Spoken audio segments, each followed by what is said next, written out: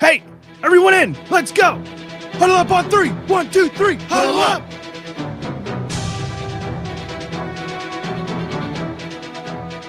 You all know what you have to do.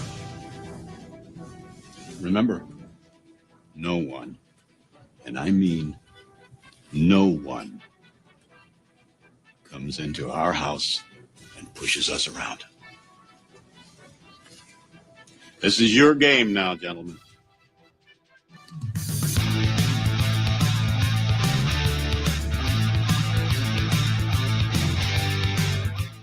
Chris Davis takes it in the back of the end zone.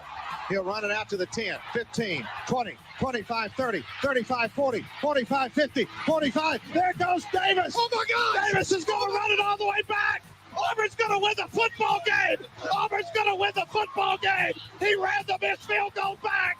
He ran it back 109 yards. They're not going to keep him off the field tonight. Holy cow. Oh, my God. Auburn wins.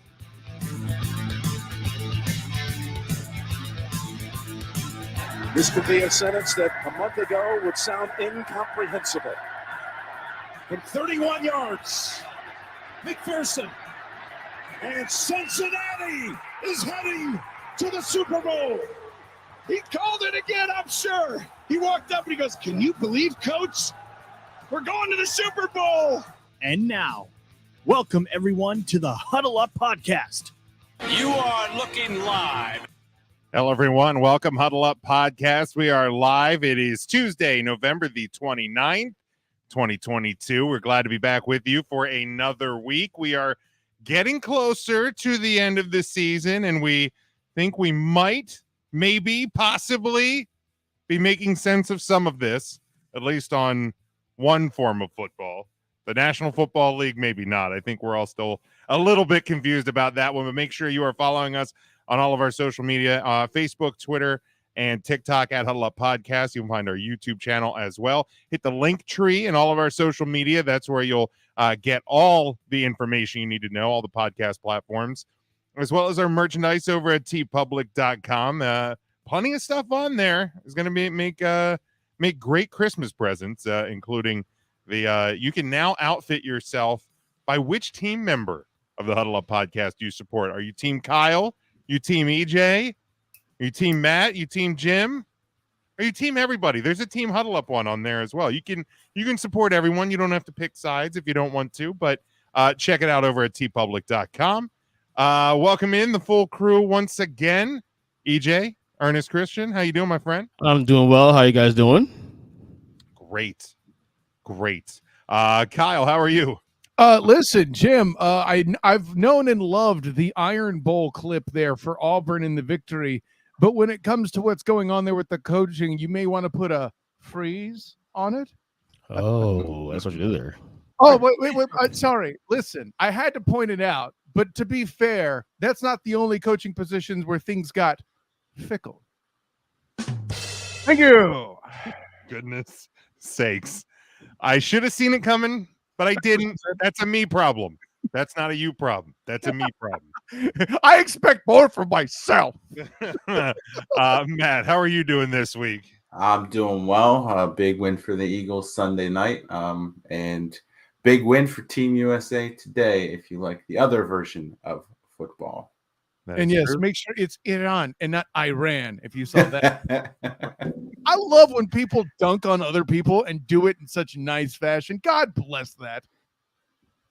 All right, Devin joining us live. How's it going, Devin? Mike joining us. Yeah, he's working on credit to Mike Bernier for going through our entire season of work, and he is calculating the win-loss totals on our pick'ems.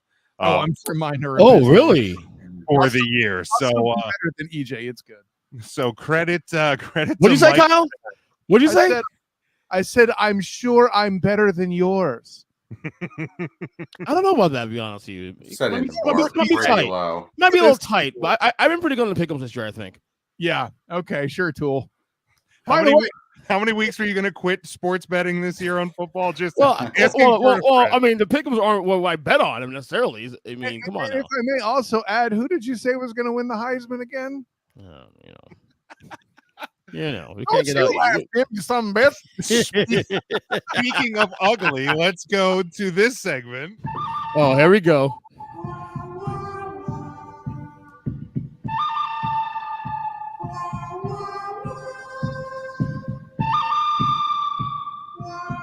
As we do every week, we look back at the weekend that was, and we decide what was the good, what was the bad, what was the ugly from this past weekend. So, Matt, why don't we start with you this week? What was the good from this past weekend?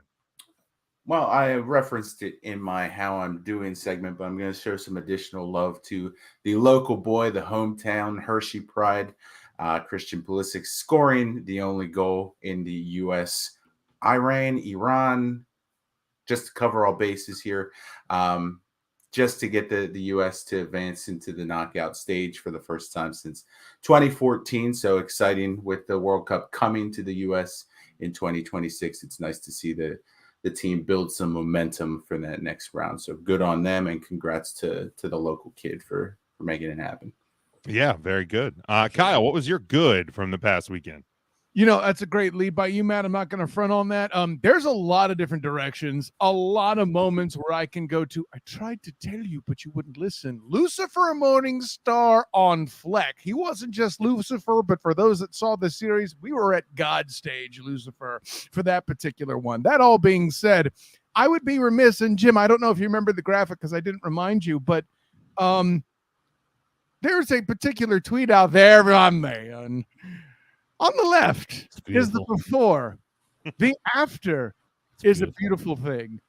To the CFB committee, is this your king? I'm just saying. Man, for those on the podcast side, it was Clemson on Friday had tweeted out, us versus them, see y'all tomorrow. And it was a tiger coming in the chicken coop. And then Saturday, after South Carolina defeated Clemson, it was a chicken standing on a tiger skin rug. With the tweet, fixed it for you. Grade A work. So good. In that same chicken coop, by the way. Same one. Not to take away from your brilliant description of it, because I have a feeling when I listen back to this on the Huddle Up podcast or on Apple Podcasts or whatever platform you like, that it will sound just as good as it felt revealing it to the video public at large. Yeah, it was fantastic work. Whoever, I assume some unpaid college intern made that. Measly paid. Measly. One quick point I want to make as part of my good here, Jim. What do the number of places in the college playoff ranking ahead of UCF that Notre Dame is, that number of places, what do they have in common with the number of board of trustee members from Notre Dame? Oh, they're the same. Okay, cool. I love you, Kyle. I love you so much. EJ, what was your good from this past weekend? Well, my good this week, I'm sure Kyle will appreciate here, is Trevor Lawrence. What a performance on Sunday, including that last drive to win the game against Baltimore, a game that Baltimore really needs, honestly, to stay up in the AFC playoff race. And, you know, to be honest with you, people talk about, you know, this is a turning point. To be honest with you, Trevor Lawrence has been fantastic last 3 weeks.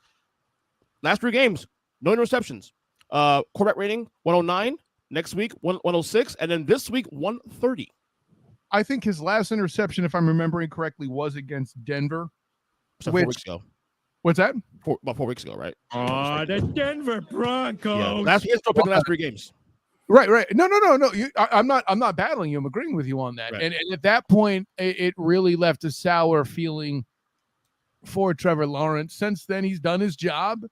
And, you know, Jags fans are rather than embracing it, they're going to be like, if you had just done one X game, we'd be in the playoffs, you know.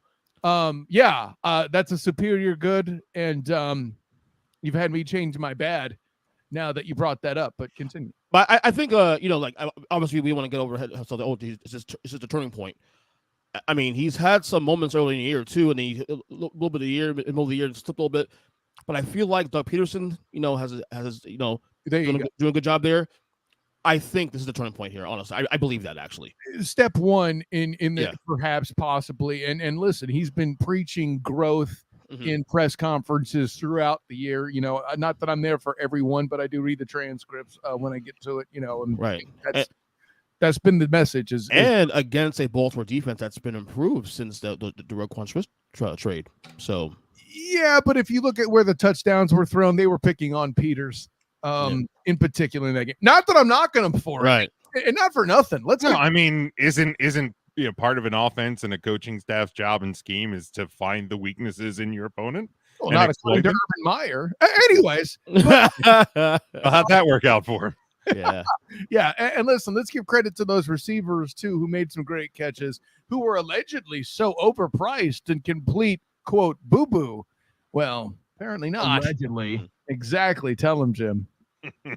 And that not me, Jim. That is a whole Romy. Allegedly. Well, I actually said it to you as the operator of the soundboard, but it's complicated. For Jim squared, thank you. All I know is at the end of the name isn't Chris, for those that get that. that is true. That's a throwback. That is a throwback. Oh, my God. Yes. All right, my good from this past weekend. You know, we were talking about all the scenarios in the college football playoff, and one of those scenarios was like, would LSU get in, right? If LSU upsets Georgia, they're obviously going to get in. But we kind of assumed that Georgia was going to beat LSU and eliminate them from playoff contention. But man, LSU just did the thing before they even got to the thing. Texas A&M's upset of number 5 LSU to close out what is a very disappointing season for Jimbo Fisher's bunch in College Station, but a big win to close out their year.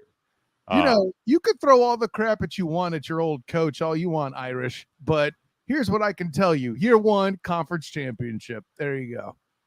Good. I'm happy for it, but I'm also saying, talk miles of trash. I mean, is that not a good thing? Like, is an upset to close out a season not a good thing? Is this kind of like you being all like, hey, Kirk Cousins won against a team that's trash. He's not great in prime time, or he's not bad in prime time anymore. But that's not to say he's a good quarterback. You can't have it both ways, hippie. Yeah, you don't like it. I mean, apparently I can. Dude, let's have 5 observations on this podcast. By yourself, so you can hide. You can't handle the truth, Jim. You are defended all over again. Another example. How many of those beers you had today, Kyle? Another example of how you could have gone with a good that wasn't your old coach by mentioning the Utes returning to the conference championship. Oh wait, because I warned you about it. Try to tell you. Maybe I'll get to that. Maybe I'll get to that next weekend. Or next week. We'll see. We'll see. Let's go to the bad though. Kyle, kick us off with the bad. What was the bad from this past week? You know, and I can find plenty in college football for that. Like, you know, for one, this concept of Ohio State trying to be credible as 5th with that garbage ass resume. But don't get me started. We have a segment for that coming up, I'm sure. But what I'm getting at is, I'm going to build on EJ's concept. Trevor Lawrence's drive was great. The bad is all the dumbasses out there that put the game on Lamar Jackson to ruin me enjoying that. It wasn't L-Jack's fault, folks. Stop it. Oh, agreed. Yeah. Yeah, definitely agreed. Going back to that tweet was Devin's good was the Dolphins continuing their winning ways, and Mike's good was the Bengals rush defense, keeping Derrick Henry to only 38 rushing yards. Yeah. Homers. Now, I was saying that to add on to Kyle's point, you know, Lamar Jackson's tweet after the game was some guy tweeted to him about like how they should like not resign Jackson and use that money to, you know, build a team around him. Not a bad look for Lamar Jackson to do that on Twitter, but you know, whatever. You know what? I liked it. I didn't hate it. And let me tell you why I liked it. Oh, bad look. That's cute. Here's the thing. Everybody who's actually gunning for backing Lamar Jackson supports that. This is him reaching out to he's been seen as kind of, I don't want to say robotic, but unfeeling regarding this topic, okay? And with this in mind, I feel like Lamar Jackson's smart enough. I don't think this was all backlash. I think this was him kind of putting it out there that maybe he is a little unhappy, maybe rallying the press around his side, maybe the Ravens understanding that, getting him back isn't the lock they might think it is in their minds if they don't pay him. So Right. I think there's some there. And maybe it's not a bad look, but all PR is good PR in some philosophies, EJ. You told me to eat a dick. That's awesome. It was great, actually. Yeah. It was solid. All right, EJ, what was your bad from the past weekend? My bad, huh? Solid, not a good choice of words, Jim. Moving on. Right. Yeah. My bad is Zach Wilson's Jets career. I think it's coming to an end. You think? And it's less about Mike White's performance and more about the reaction to his teammates of the performance and everything in general. It wasn't that Zach Wilson was playing bad. Obviously, you all acknowledge that weeks and weeks on this podcast. I mean, he was playing bad. He's playing horrible, obviously. But it's the way that people responded. The way he responded in the press conference last week is what did him in, honestly. I believe if he didn't have that response in the press conference last Sunday, he's probably starting in Chicago this week.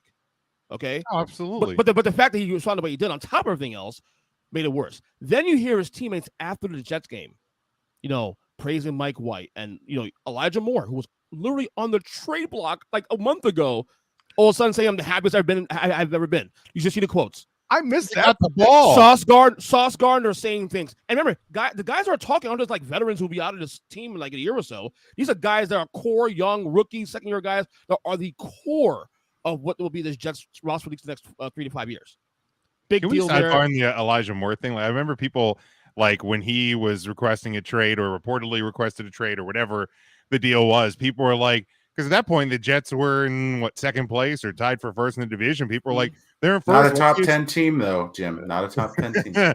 They're like, what's he so mad about? The Jets are winning. I'm like, the guy's had one catch in 7 weeks. Like, do you not understand that a wide receiver, which I mean, they want the ball. Every receiver wants the ball. Absolutely. Like if he's getting one catch in half a season, there might be a desire for him to be like, you know what? Maybe I could go somewhere else and catch a pass. So like, I didn't understand the reaction of people going like, oh, what's the deal with Elijah Moore? I'm sorry. Like, should he? But surprise, he gets the passes, and now he's to me, it was less about Mike White because look, Mike White may come out to earth as soon as next week. Who knows?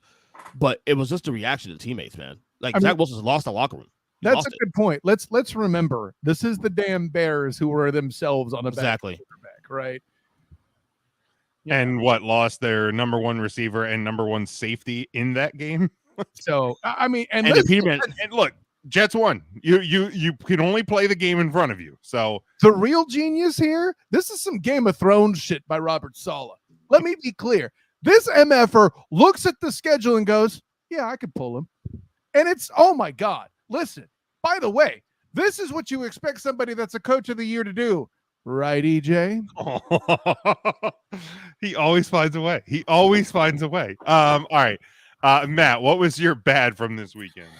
Well, I had 3 college football teams written down for my bad who were close enough to having themselves in the conversation for the playoffs and talked themselves right out of it. And 2 of them were already discussed in Clemson and LSU. So I will make my bad the 3rd team on that list, and that was the Oregon Ducks, who laid an egg a week before we thought they might in the Pac-10, Pac-12, Pac whatever conference championship game. So good on you, Oregon, for doing it a week early and letting your fans know that they don't have to give a shit about football for the rest of the year. Can I go? No. I tried to tell you, but you would listen. I called it. About what, Oregon? Oregon, we're losing. Okay, no. You don't get to revoke. Everybody knows what's coming. May I get the Eli try to tell you, please? No. No one was nobody was saying that Oregon was going to win out and win the Pac-12. No. Unless you said I said it'll lose. It wouldn't be Stanford that did it. I said on the show last week they will lose this game. Okay. How many did we argue? Nobody did. I think. Did you all 3 guys pick Oregon State to win that game? We might have. I could have sworn you all people banging the drum. I said Oregon losing the game outright. I said. Okay. Bravo. Not surprised. Thank you, Joe. Put Joe's quote up. Not surprised at all. We will get this wrong, but I'm picking Oregon. I mean, like, what? Come on, man. Like, we were. Wait, Joe, you say that, but they all picked Oregon State last week, but me. So, no, that's wrong. Sorry. Okay. That's But it. I also said Oregon will probably blow it. But where's my credit, right? You get credit for that too. I'm gonna say I picked Oregon State to win outright. That's what I'm saying. Stop it. Right. Okay. We picked Oregon to win, but it's not like we were sitting there going, there's no chance they lose this game. Oregon's great. They're going to upset USC. You're drunk, EJ, for picking If Oregon I'm not State. mistaken, that was my lock of the week too. In fact. Here's what I'll capitulate. If you want a soundboard thing, fine. Don't be stealing my shit for that. No, I said for my kid. My Eli's trying to tell you. No, that's still mine. You just did a variation on a theme. Oh, stop. You wait, my proxy? Awesome as it was, that's still a variation on a theme. Just because your house assimilates it. Don't appropriate my soundbite, hockey fan. What the hell? You're ridiculous, Kyle. 10 years later, you're ridiculous. All right. Rolling back, bitch. My bad. I had the Ravens blowing another lead. I could have gone Clemson. All of the above that's been discussed. The bad EJ's attempt to get a soundboard bite played. So that could be bad. I asked nicely, yes, I please. All right, let's go to the ugly. EJ, we'll start with you. My ugly. You appropriating myself. That too. Ohio State fans. Entitled motherfuckers. All of a sudden, now they want Ryan Day fired. That's out there. They want Ryan Day fired. Yep. Here's what Ryan Day's done. Time out there. So Ryan Day has coached 50 games as coach. This is what he's done. He's 45-5 as a head coach, okay? 4 of those 5 losses are to top 5 teams, okay? They've been a top 11 team in all 50 games of his tenure. That has never, and I mean never, happened in the history of the sport. But EJ, he's got a lot of quality losses. Why would they want to? The dude, in the last 23 games, he's 21-2. Okay, both losses. Yeah, but who are those two? To Michigan, both of them to Michigan. Okay, so they don't look. Ohio State, they're still an elite program. They don't have a problem. They have a Michigan problem. Okay, Michigan in the years that Urban was coach. Let's be clear here. Yeah, they dominated Michigan, but Michigan wasn't good. Michigan was average at best. Michigan was playing bowl games in mid-December. Okay, Michigan now is the league program, so now they need to adjust. But to sit there and say that Ryan Day is going to be fired, that is complete fucking bullshit. And there's an entitled fan base. They need to stop. Yeah, it's a bit absurd. Like, I could be this guy and say nobody asked you, Irish. You were calling for Brian Kelly to be fired. I'm just saying, but I'm not going to do that because that was a fantastic point by you, EJ. Yeah, I mean, look. Who was asking for Brian Kelly? These assholes. Jim, making fun of EJ. Take it easy. Oh, right. These assholes act like it's a birthright now. No, dude. Guess what? It's now a rivalry.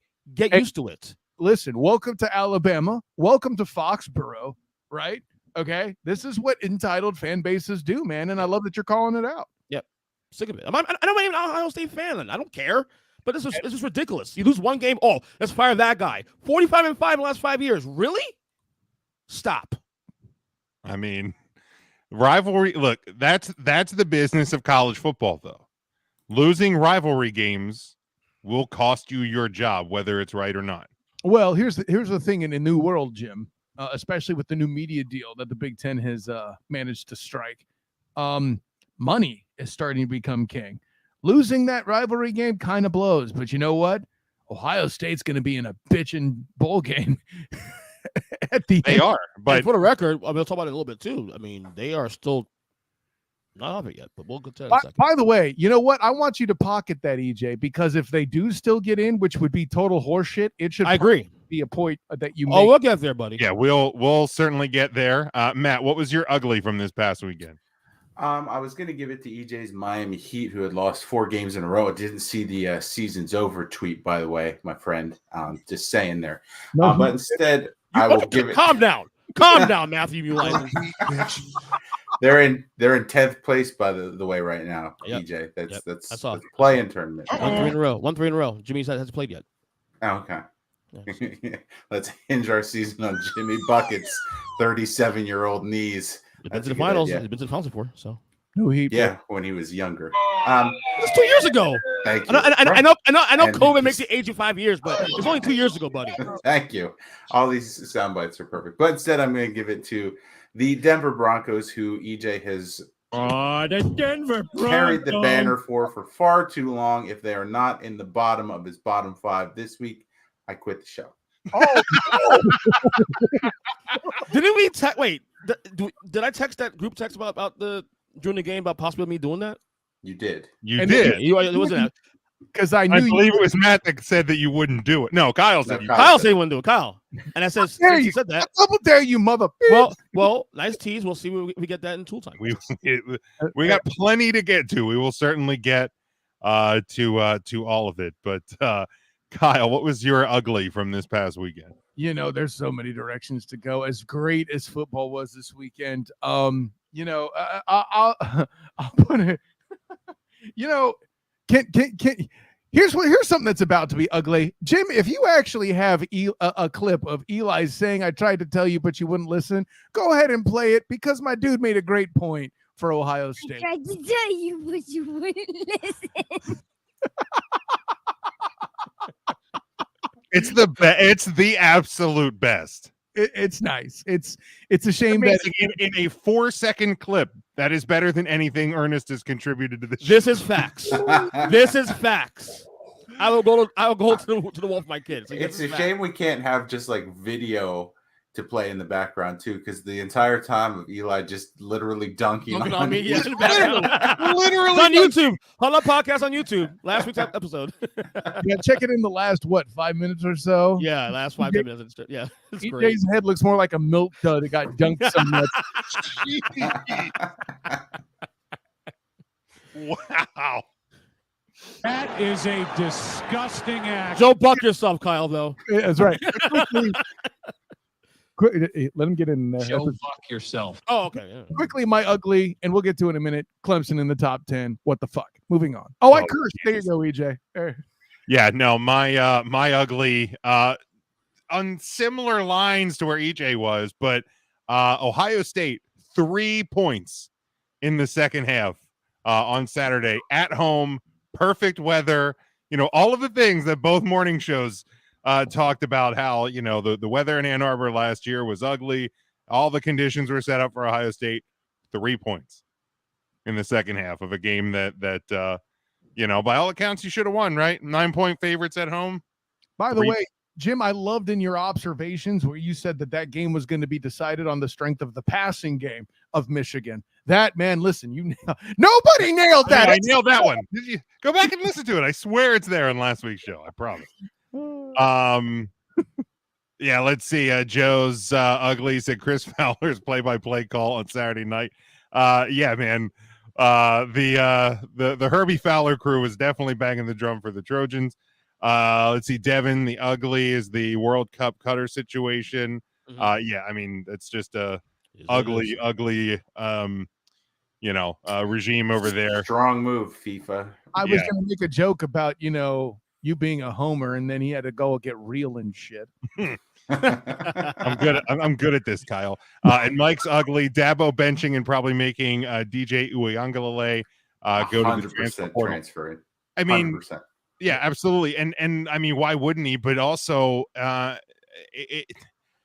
is benching a guy who did not live up to expectation for 2 seasons really that ugly? I mean, I'm not one to defend Dabo Swinney. If you know me, you know how much I hate that guy. Check the Twitter for proof of that. Trust me. But honestly, I mean, DJ was supposed to come in and take over the Clemson job after quarterbacks in a row. It was Deshaun Watson and then Trevor Lawrence, and DJ was supposed to be the next one, and it never materialized.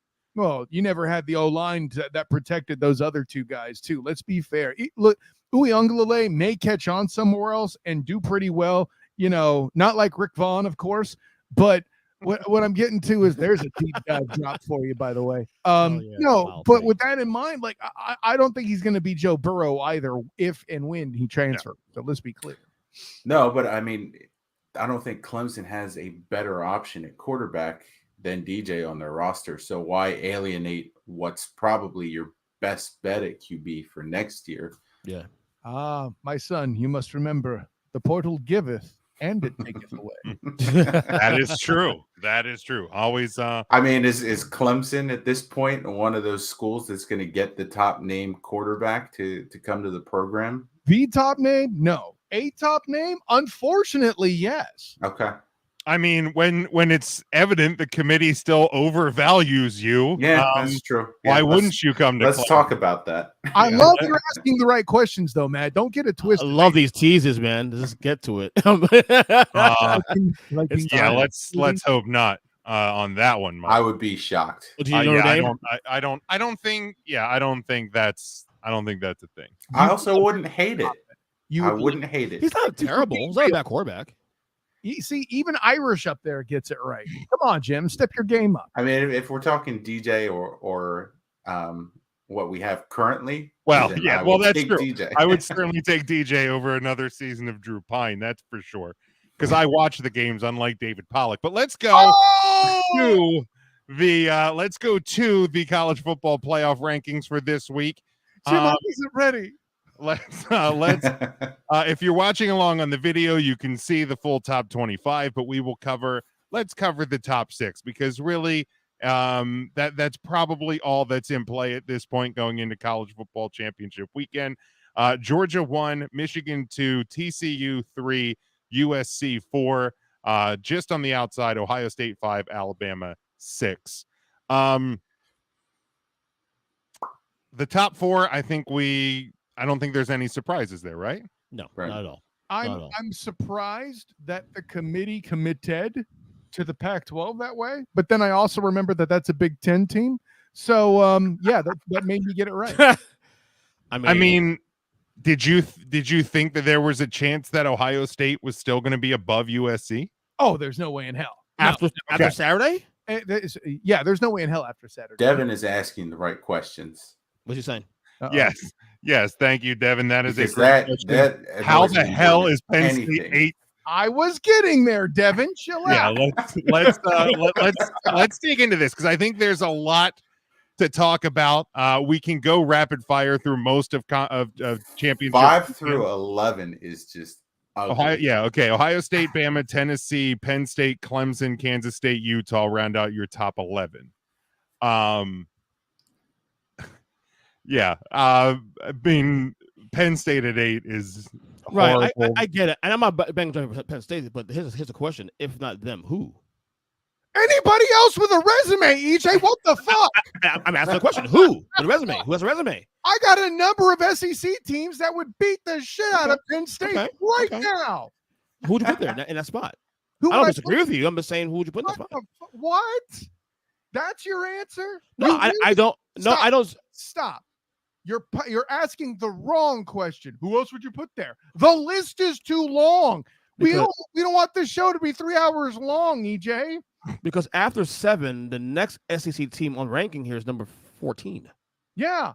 And I think as much as LSU's been overrated, I think they're a little they're punishing for big losses. I get that. Really big losses, especially on Saturday. Yeah, great. Except when you get to Clemson. You can't have that shit both ways. Would you rather Clemson 8 than Penn State? Don't be a smart ass. I'm asking. I'm being serious. I'm being serious, though. Well, no, you're not. You're trolling. No, I'm being serious. If not Penn State, which I agree with you.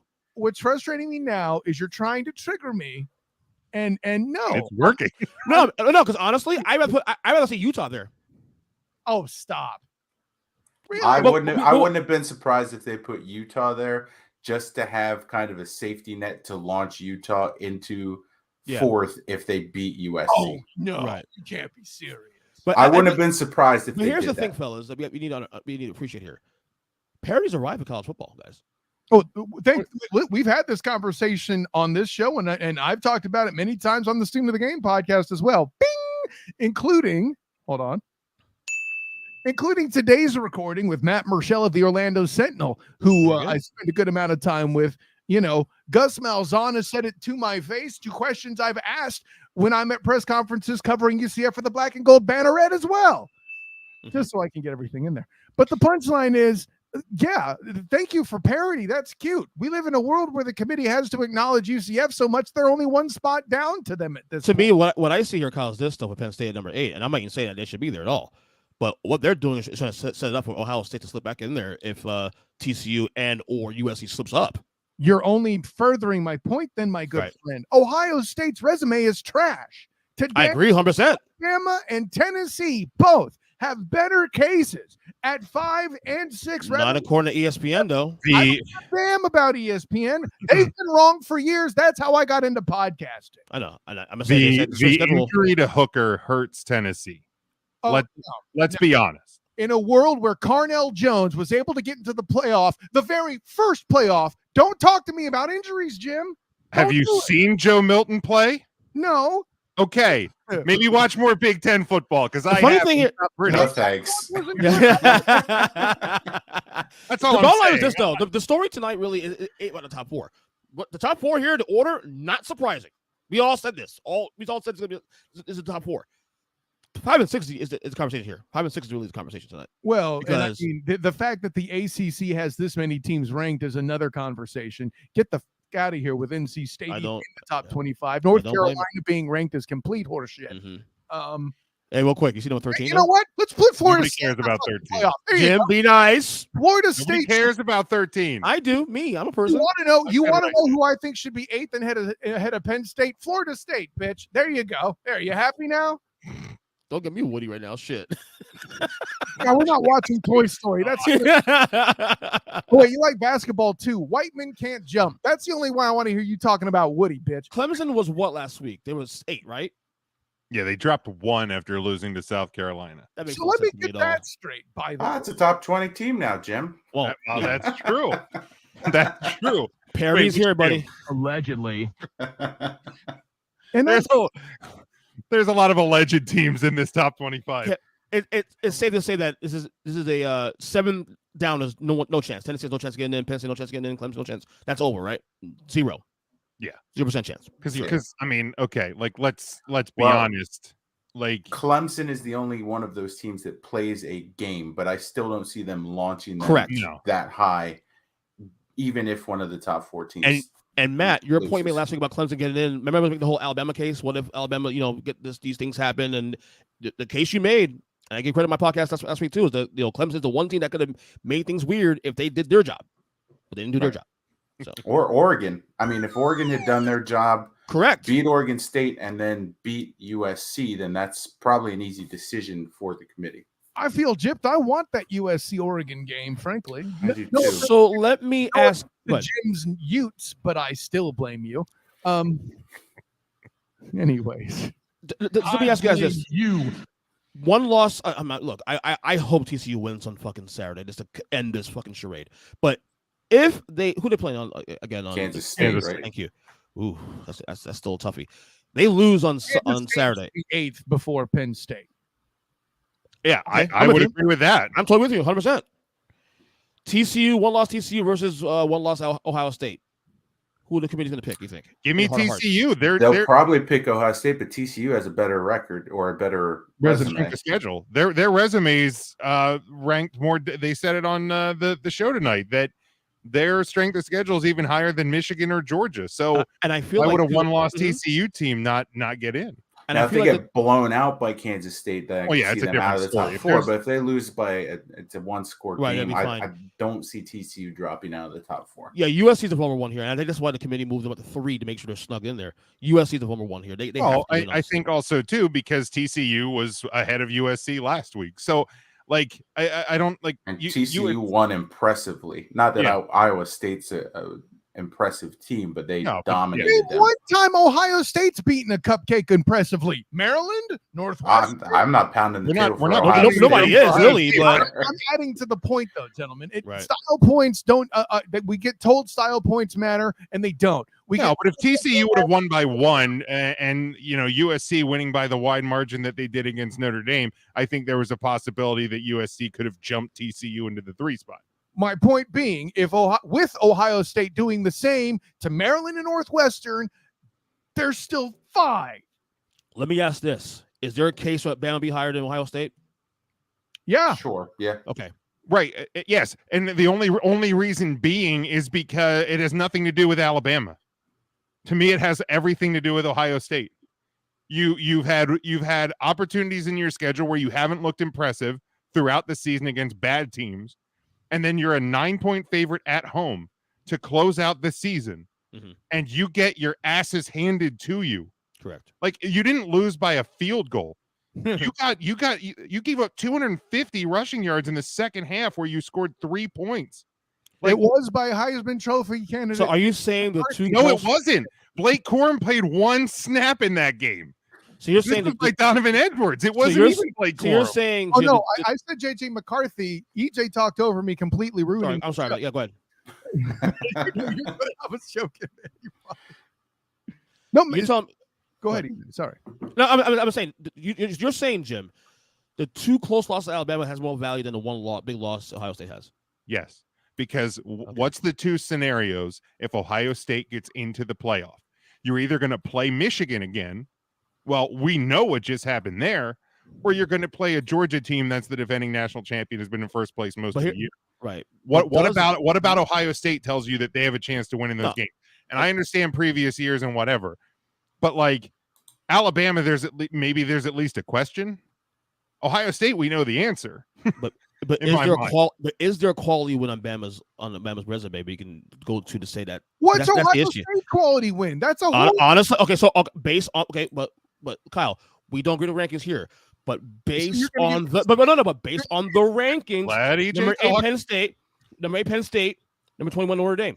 You're not going to be that's still better here. I've already called you out on it from your CFP ranking invitation last week with your goddamn top 10. Now you double down on bullshit. They do the same. I'm not going to let them get away with it either. Fuck that. That is not why I'm here. Saying. But that's the argument they're making here is that the Penn State and the Notre Dame argument is better than what Alabama's done this year. That's all I'm saying. You know, and see, this is the one thing for a while that the CFP was getting right. Hell, that's the whole reason, in my opinion, the talk for the CFP started. Ohio State getting into the BSC championship game and getting precisely trounced. I think it was by Florida. I don't remember precisely, but they had the what was it? Troy Smith was the quarterback, I believe. Correct. Yeah, who was the Heisman winner and did nothing as a backup for the Ravens when he got drafted. But them getting into that game with the advantage of sitting back and not playing, that was the whole thing that got the talk for the playoff to start. And the one thing it's done right, typically, is that the conference championship matters and teams don't necessarily get in sitting back. There may be an example of something happening somewhere that I'm not remembering. That's perfectly fine. Hell, like I said, Carnell Jones even got a shot as an injured quarterback. And yet here we are with Ohio State with the same bullshit again. Some sorry year from the Big Ten. Oh, the SEC's down this year. You want to talk about down? Look at the Big Ten, ladies and gentlemen. And you want me started on the mother-loving ACC, right? No. Ohio State at 5, you're right back to the same problems. And guess what, gentlemen? An extended playoff ain't going to finish that shit either because Washington is not a number 12 team in the nation either. Let me ask you this. Let's say we end Saturday night and Georgia wins their game. Michigan wins their game. TCU loses in a close one in K-State. USC loses the close one to Oregon, right? Utah. No, Utah. Sorry, Utah. I blame you, EJ. Does this 4 stick? No, of course it won't. If USC loses, they're done. Yeah. Okay. TCU can lose a close game and stay in the top 4 at 4. And in your scenario, what happens with 1 and 2? They both win their games. They both win. Okay. Which they're going to, by the way. Georgia's safe, to be honest. Georgia can lose to LSU and they're still in. Yeah, Michigan's safe too also. Shouldn't Michigan also be safe? I was going to say that, yeah. Yeah, I would say Michigan's safe. Okay. So 1 and 2 are in, even with a loss, they may end up 2 and 3, 3 and 4, whatever. Right. Yeah, 3 and 4 are the ones in play. I think TCU is safe with a close loss. I think USC has to win. Now, if Michigan loses badly, I could see the committee knocking them out, but I would be surprised. It would have to be because bad then loss. you have the problem of I mean, who gets in? Do you really put Ohio State in? The team that you actually fucking beat. The team that I mean, and road. again, if that game's earlier in the season, maybe that argument that scenario holds a little water. This is literally, 8 days before you're going to put out those final rankings in the playoff matchups. Like I even with the big loss, I feel like, which I don't see happening for the record. Spoiler alert for the predictions coming up, but yeah, I don't. I don't Big Jim. see them dropping out. Yeah, let's see. Catching up on a couple of the comments here. Mike said he'd put Clemson, Kansas State, and Utah ahead of Penn State. I don't know where he gets Clemson. Wait, Clemson? Who else? Clemson, Kansas State, and Utah. I can't sign off on Clemson. But yeah, but honestly, Clemson and Penn State flip a coin. I feel like they're equally overrated. If your alleged team, did their job, EJ, they might be more worthy of 8 than Clemson. Yeah, Mike, I agree. Tennessee's playoff chances died when Hooker got his injury. Yeah. While it shouldn't be, it is. And yeah, Dana comes through with Joe Milton is bad. That's why. Look, Joe Milton's not good. Cardinal Jones wasn't good either, folks. What's that? You said Cardinal Jones wasn't good either, folks. And he is your first playoff champion quarterback. This is true. Yeah, well, he probably had a better defense than Joe Milton would have in that scenario.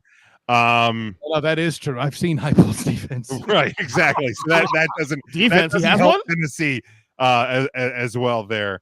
Yeah, let's see. All right, so in the scenario that Mike presents, EJ presents, if TCU and USC both lose, who are your 4? EJ, go ahead. If TCU and USC loses, right? Mm-hmm. It depends how they lose. Honestly, fair. Because if you're asking me, I'm part of the committee. That 4 stays. But I don't trust lose. But if they both lose, but if they lose a close games, they still stay. But if you ask me what I think is going to happen, both teams lose by 10 to 14. So TCU's resume is better. Yeah, TCU's resume is better. We established on this podcast today.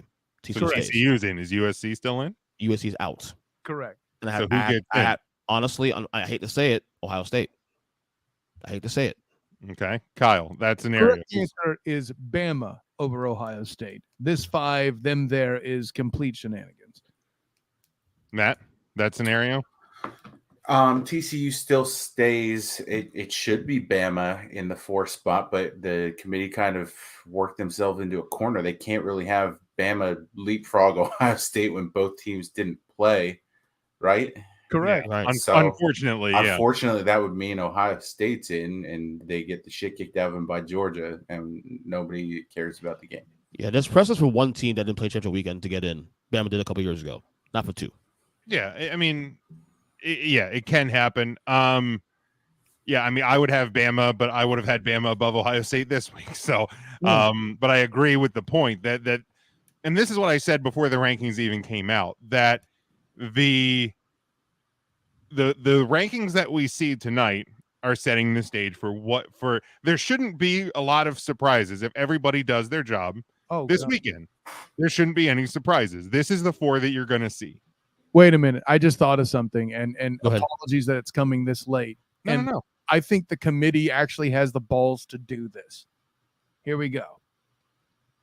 TCU, to your scenario, Jim, 10 to 14 points. TCU stays. USC's done.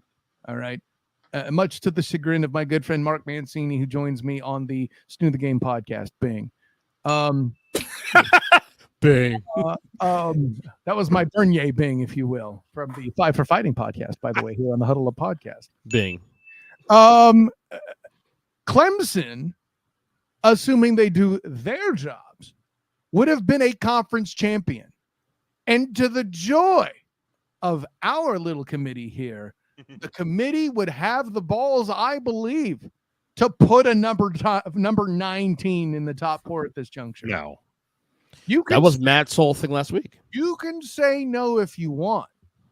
And it was Matt's whole thing last week, and I listen, nobody expected Texas A&M and South Carolina. Nobody. So props to Matt, but he's going to get it right just through a different path that he didn't intend. And I'm not taking that away from him. But at this juncture, because they're going to say, well, we said conference championships matter. That's an actual statement made by a committee member in the past. And with all the help that they have, and nobody wants to hear about it, from active and former ADs and coaches in the ACC, I cannot rule it out that a conference championship winning Clemson still has, and albeit a small chance, tantamount to the chance that Cincinnati had to make it last year when everybody shot themselves in the foot, or as EJ always very cordially puts it, shits the bed. That's still on the table. I don't think it is, because here's the deal. Okay, you may win a conference title game, but you have a big loss to a team who's not going to be in the 20 to 25 range when next week's rankings come out. When the final rankings come out. Why would South Carolina drop that much? I'm talking about Notre Dame. Oh, remember Clemson got handed. Their asses handed to them in South Bend, and then they lost to South Carolina this weekend as well. So their resume does not stack, and I think that's why they're as low as they are now.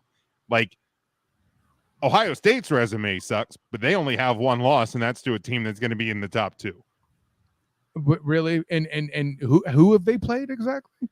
Oh, well, according to the rankings here, number 8 Penn State, and number 21 beaten a Notre Dame team that Clemson couldn't beat, and they also beat the current number 8 team.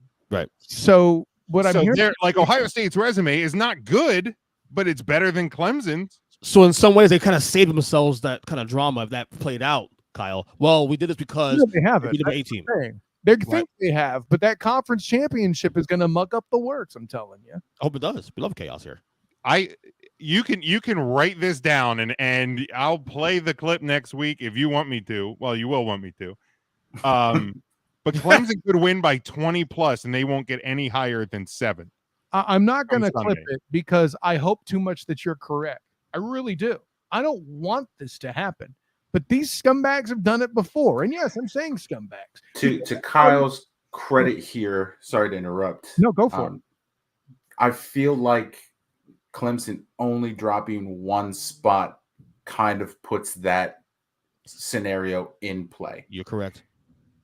If they had dropped more, and they should have dropped more after losing a game, then I would say no way that they make it. We have never seen in any scenario a five spot swing from one week to the next, especially this right. But the justification can be there that if they win their conference championship big enough, and one of those 3-4 team loses big enough that we could see that. I could see them making that. Okay, so how big does saw a G5 team in the top 4, and yet? So here's a question though. The 2 spots behind Clemson in this scenario, the 2 spots behind Clemson are playing teams 6 and 7 spots ahead of them.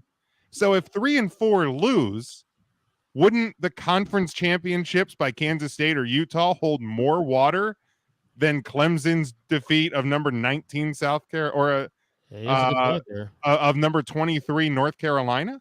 Look at how many ACC teams are represented. K-State's 2 Look losses. How many Pac-12 teams are in there? That's also a fair point. But both and are above North Carolina and North Carolina State. Both are 2 losses, right? K-State and Utah, 2 losses. Yeah. Man, that Florida loss week 1 looks fucking bad. Looks so bad now for Utah. Can you imagine if they won that game? That's the other problem. But that's my point. Is if you're going to jump Clemson 5 spots, why not jump Kansas State 6 if they win? I think the only team they can jump or would knock out would be USC. I think even if TCU loses, Clemson wins big. Clemson's not getting in over TCU. There's no way they do that. It would have to be USC losing handily Oh, to right. Utah, and I don't think Utah would have enough juice to jump over in this scenario, winning Kansas State and a winning Clemson. Kansas State has 3 losses, but here they are. To Tulane, who is 18. currently top 20 ranked. 18. To TCU, we know where they are. Mm-hmm. And to a now defunct, for all intents and purposes, Texas team. So Kansas State has still in the top 20, though. Right. But Kansas State has 3 losses already. So that's going to negate them leapfrogging anybody. So that answers your question on that front. Mm-hmm. But then again, Ohio State has the 1 loss. That's a quality loss to number 2. So at the end of the day, the committee's going to have hard up for Ohio State anyway.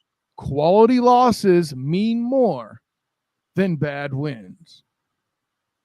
Yeah, I mean, I'm still. I don't like the committee, but I will, and maybe I'm changing my lock of the week and getting it out early, but there is no way Clemson has a fucking shot of cracking the top 4, no matter what happens on Saturday. I mean, listen, don't let your Dabo hatred cloud your judgment here, too. By the way, don't let your love for the Utes muck up the rotation either. They have 3 losses, one of them to Florida, killing them, right? So the scenario you're talking about, we're back to a 3-loss team leapfrogging. I mean, again, I get it, and I don't actually think that Kansas State or Utah have a chance. I think Clemson has just as 0 chance as those teams do. But they won't have a 3rd loss, Jim. That's what Doesn't you're matter. missing. You can say it doesn't matter all you want. That doesn't make you right. End of the day, it's Clemson and Alabama in discussion because the committee has a hard on for those 2 schools. They can't put Alabama above Ohio State now at this point. Right. And they won't. And they won't. Also, and here's another question. I know there was a lot of debate with sports shows in the past few days about who should be number 1, Georgia or Michigan. Do you also think that part of the play, small part or not, for putting Michigan at 2 instead of Georgia is if 3 or 4 loses and falls out and Ohio State does get in at 4, you don't get that rematch right away because of how big the blowout was this weekend? I think it's just that Georgia is the better team. And the better resume. And the schedule also, too, like I said, that Georgia has the Michigan. Anybody who thinks Michigan should be 1, it's called recency bias. Yeah, exactly. That's just a bad call. It's Georgia. Let's stop the noise. Yeah.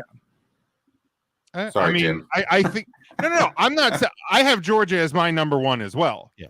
But I think if you look at the resumes, it's closer than you think. Georgia's might be better, but I think it's closer than you think. How? How many close games did Georgia have? Let's be honest. The Missouri game. That's it. That's it.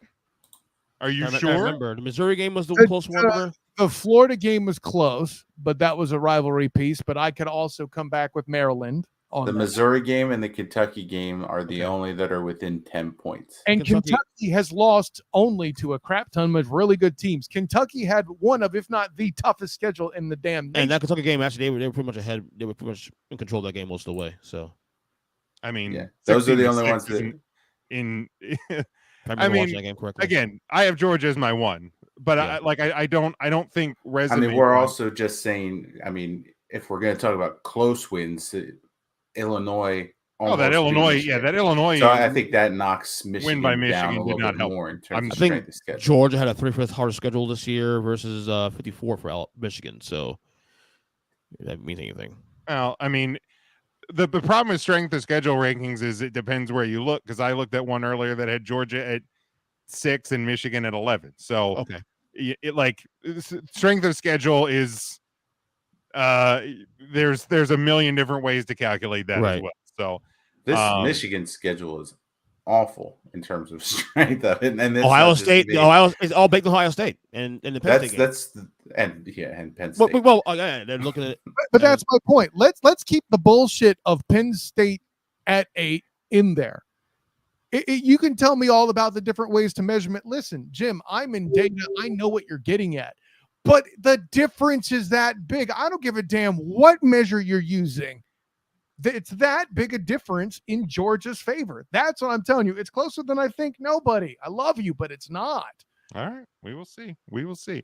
All right, let's get to championship weekend, because that's what's going to decide all of this anyway. And we will start with what's that? I love that conversation. That was great. Need a second. We start on Friday at 7:30. This one on CBS Sports Network from the Alamo Dome in San Antonio. It is the Conference USA championship game. North Texas is 7-5. They take on UTSA. They are 10-2, a 8.5 point favorite. 68.5 is your over under on this one. EJ, go ahead. 1 second. I'm going to pull up the Kyle, go ahead. Yeah, go ahead. Sorry about that. You know, interesting that we have UTSA facing off against a future American athletic conference participant, if I'm not mistaken there. But yeah, UTSA all day. I don't know why I feel confident in that. I just do. All right, Matt. I'm ready. Okay. Matt. Sorry about that. Are we just doing straight winner? Or are we doing spreads? Either way. I mean, I give the spreads. You can do it as you wish. Yeah, give me UTSA minus the 8.5, and I will take the under of 68.5. All right, EJ. Now that you're ready. Okay, UTSA to cover. I'll I'll give you under as well too. Give me North Texas to cover the 8.5. UTSA wins. And give me an under. That's a lot of points. It's very for two teams I don't know jack shit about. All right, not the Big 12 or the Pac-12. Take the under, please. Speaking of Pac-12, let's go to it. And I'm going to go in the same order, the original order. Now that EJ allegedly is ready. I'm good now. Yeah. Number 11 Utah. They are 9-3 against number 4 USC, who is 11-1, a 3-point favorite. 67 is your over under this one. Friday night, 8 o'clock on Fox from Allegiant Stadium in Las Vegas, Nevada. EJ. You know what? I'm going to trust USC to do the job, to make sure they take care of their business, and I think they'll win and they'll cover. And I will I'll take a slight under on this one too also. Seems kind of high. 67 is a little high. All right, Kyle. I'm screwed no matter what I do. If I pick USC, I set the table to be heartbroken that Jim is right, and also affect my prediction of USC being in the top 10 at the end of the year. But if I pick Utah and USC wins, then there is a greater rift between me and the host of the show, and we can't have that. I blame you. So with all that in mind, I'm going to make Utah the defendants. I'm going to pick USC as much as he alleges to hate them, especially after what they did to his Irish last week. Because ironically, he hates USC, but I'm picking USC because I love Jim that much. And I don't care if it's 67. The AARP called it 65 and over for the Pac-12. Perfect. Matt. Yeah, give me the USC -3. I would take USC -7. Honestly, I think it'll be a wider margin this time around, with them earning the right to lose to Georgia in the playoffs. And I will also take the over. I think both these teams can put points on the board, and neither of them have great defenses. Look, on this very show, I believe I predicted on our college football preview, I predicted Utah to win the Pac-12, right? And I had them going to the playoff. That's out of the question. You lost. Damn Gators. But I had them winning the Pac-12. But even at the risk of proving myself 2 months ago wrong, I'm going USC. This USC team is better than the Utah team than the USC team that lost to Utah before. This team is more focused. They've grown over the year.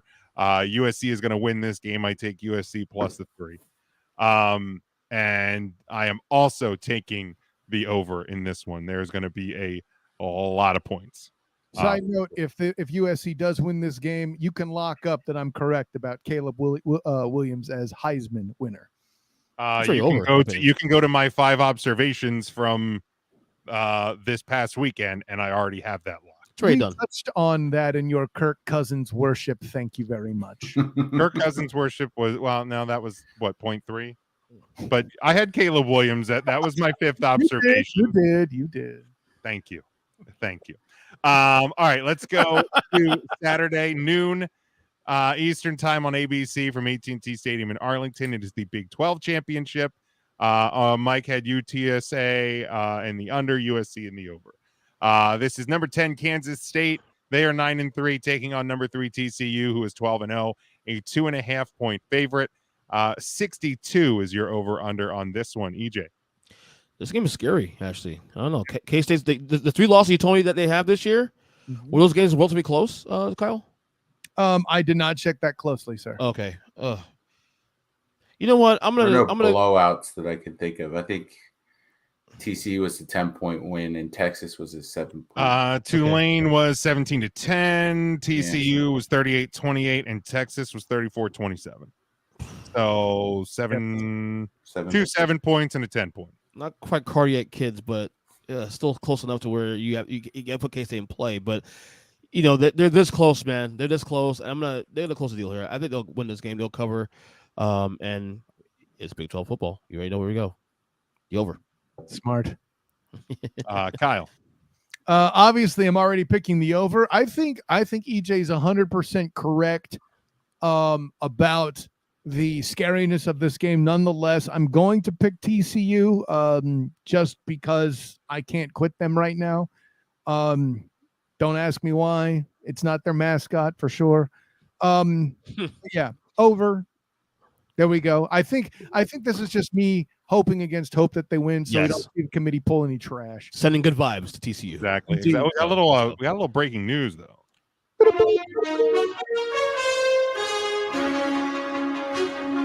The NFL has flexed the Chiefs at the Broncos out of Sunday Night Football next week, Week 14. Chargers Dolphins is now your Sunday night game. Why would they do that? Chiefs Broncos will now be a 3:05 Central Time kickoff on CBS. Wait, no Rusty? What the fuck? Oh, no, yeah. Don't joke. I hate that we don't get to see him in prime time again. That was the Denver Broncos. We almost did that in 4-part harmony. All right, Matt, Big 12 championship. Yep, give me the over. Give me the Horned Frogs to cover the spread. Good vibes. Yeah, look, I know people even wanted to kind of call into question, would TCU slip up, look ahead towards the conference title game last week. I get it was Iowa State. Kansas State's better than them, but TCU is focused. They are going to cover the 2.5. They're going to win this game handily. Give me the over because it is the Big 12. Mike has the Frogs in the over. Then we go to the MAC championship. It is Toledo. They are 7-5 and a 2.5 point favorite, taking on 9-3 Ohio. Hey, there you go, Ohio fans. You have one team in a conference title game this week. God. 55 is your over under on this one. Saturday at noon on ESPN from Ford Field in Detroit. EJ, go ahead. I give Toledo cover, and I will take the over. Kyle. Wow. Predicting the Ohio win. You really rocketed to the top there. Anyways, it's a Toledo joke. Nobody knows. But before you turn into the Maction of this game, understand that this is the Big 12 in reverse. Pick the under. These teams don't want to score at all. Nothing is over.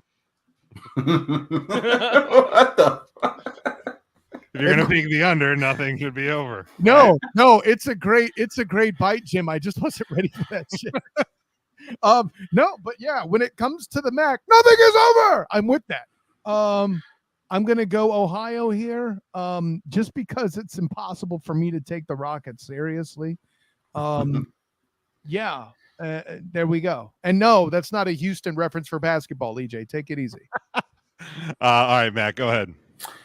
Yeah, I'll definitely take the under on this one. And give me Ohio. Toledo's coming off a 2-game skid here against the juggernauts of Western Michigan.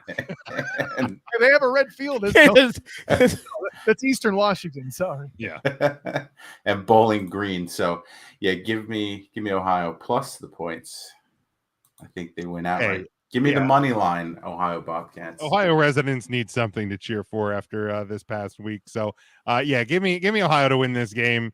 And I will take the under as well. Brady lost to the Browns. It's all good. Mike has That's Ohio. still painful for EJ. Look how sad you just made him. Come on. And it wasn't lose a record. Sean Watson Browns. That's even worse, EJ. Mike Exactly. has Ohio in the over. All right, let's go to the Sun Belt championship game. Mike, you finally get your wish. Coastal Carolina. We are picking a Coastal Carolina game this year. They are 9-2. They are at Troy, who is 10-2 and an 8.5 point home favorite. 48.5 is your over under. 3:30 Eastern time on ESPN from Veterans Memorial Stadium in Troy, Alabama. EJ, go ahead. Some good vibes at TCU. This is a good vibes Coastal Carolina for Mike here. So this is some good vibes here. Coastal Carolina points. Give me the over. All right, Kyle. I've interviewed Jamie Chadwell at the Cure Bowl more than once. I expect to do it again after they win this game. But as for picking this game, oh my God, who the hell cares? They're going to beat Troy, not a State University. Really, the best thing about this game is Troy actually calling themselves Troy and not Troy State, because Troy is not a state. Despite the fact they have fewer wins technically here, Coastal Carolina wins. All right, Matt. Well, Mikey, last week I asked you if I should take Coastal Carolina. You led me astray. That 47-7 final score against James Madison leads me to not trust Coastal Carolina this week. So give me the Troy Trojans minus the 8.5. Give me the Troy Trojans minus 14, and I'll take the over. Wow. A number of things taking a different direction. Wow. Yeah, not only Matt's pick, but Jim on the soundboard. I didn't see you going that direction. Yes, I'm saying he should have said, and I blame you. That's right. You're right. I screwed up there. I blame you. I blame myself. You know what? Mike's doing all the work here to calculate the season-long historical accuracy of our picks. That doesn't make him safe. I'm gonna throw him a bone. Give me Coastal Carolina to cover and pull the upset. I guess we're gonna call it if they're 8.5. See, I was talking trash, but I still pick Coastal. Does that count as good vibes, EJ? I'm close enough. You pick Coastal. Hey. Mike needed that slap on the wrist. That's all it was. I will take the over in this one, Mike. Don't fuck up Matt's money. That's the rule here. Mike has Coastal and the over. All right, we go to the SEC championship game. Number 14 LSU. They are 9-3, taking on number 1 Georgia. You might as well call this at number 1 Georgia, because it is coming from the Mercedes-Benz Stadium in Atlanta, Georgia. 12-0 Georgia is a 17.5 point favorite. 51 is your over-under. Saturday, 4:00, CBS. EJ, go ahead. Obviously Georgia will win this game, but I don't know. Maybe it's 2.5 a little too much. Maybe a little bit. Nah, fuck it. Give me Georgia cover, and I'll take it over. All right, Kyle. When Brian Kelly wins outright, this committee is going to be hilarious. Don't start your shit. Watching it, but yeah, I'm not picking that. Oh my! Georgia taking the under as well. All right, Matt. I don't think that Brian Kelly's going to get embarrassed in front of his family another time this season. So he will lose. That was great, man. Not by 18. So give me LSU plus the points. I will certainly take the over. I can see that. Man, look. Where did that kid eventually commit after the dance? That would have been Alabama. I was saying Alabama, wasn't it? He's like, Jesus, I got to watch this guy do what? Yeah, I'm going to Alabama. And then so embarrassing. Look, I want to make the joke about we've seen Brian Kelly versus number 1 ranked teams before. But man, 17.5 is a lot of points. So I'm going to take LSU. It may not be by a lot, but I think they're going to cover 17.5. Georgia wins this game though, in pretty easy fashion. It's not Ian Book quarterback. It was Well, Brian that's Kelly. That's true. By the way, yeah, just like you couldn't have been sure about that watching them play Texas A&M last week, but nonetheless, Georgia wins handily. I'm going to take the over as well. Same thing with Michigan. It wasn't Shea Patterson, and I'm glad for your wife and you, Jim. I'm just good God. But you had to invoke that name that I will get the punishment for. I had to cover it. Shut your face. That's a you problem, not a me problem. No, team not handling. Jim Lowe saying that shit. Mike has LSU and the over. Then we go to the AAC championship. Number 22 UCF. They are 9-3. At number 18 Tulane, who is 10-2 and a 3.5 point home favorite. 56.5 is your over under on this one. Saturday, 4:00 ABC from Ullman Stadium in New Orleans, Louisiana. EJ. Actually, if I may take the ball here too and give them some inside information. Go ahead. Go first. Go ahead. Yes, after the Holy Hauler helped UCF barely trickle by a 1-10 USF team, closing the door on that rivalry in football, at least for the foreseeable future at UCF.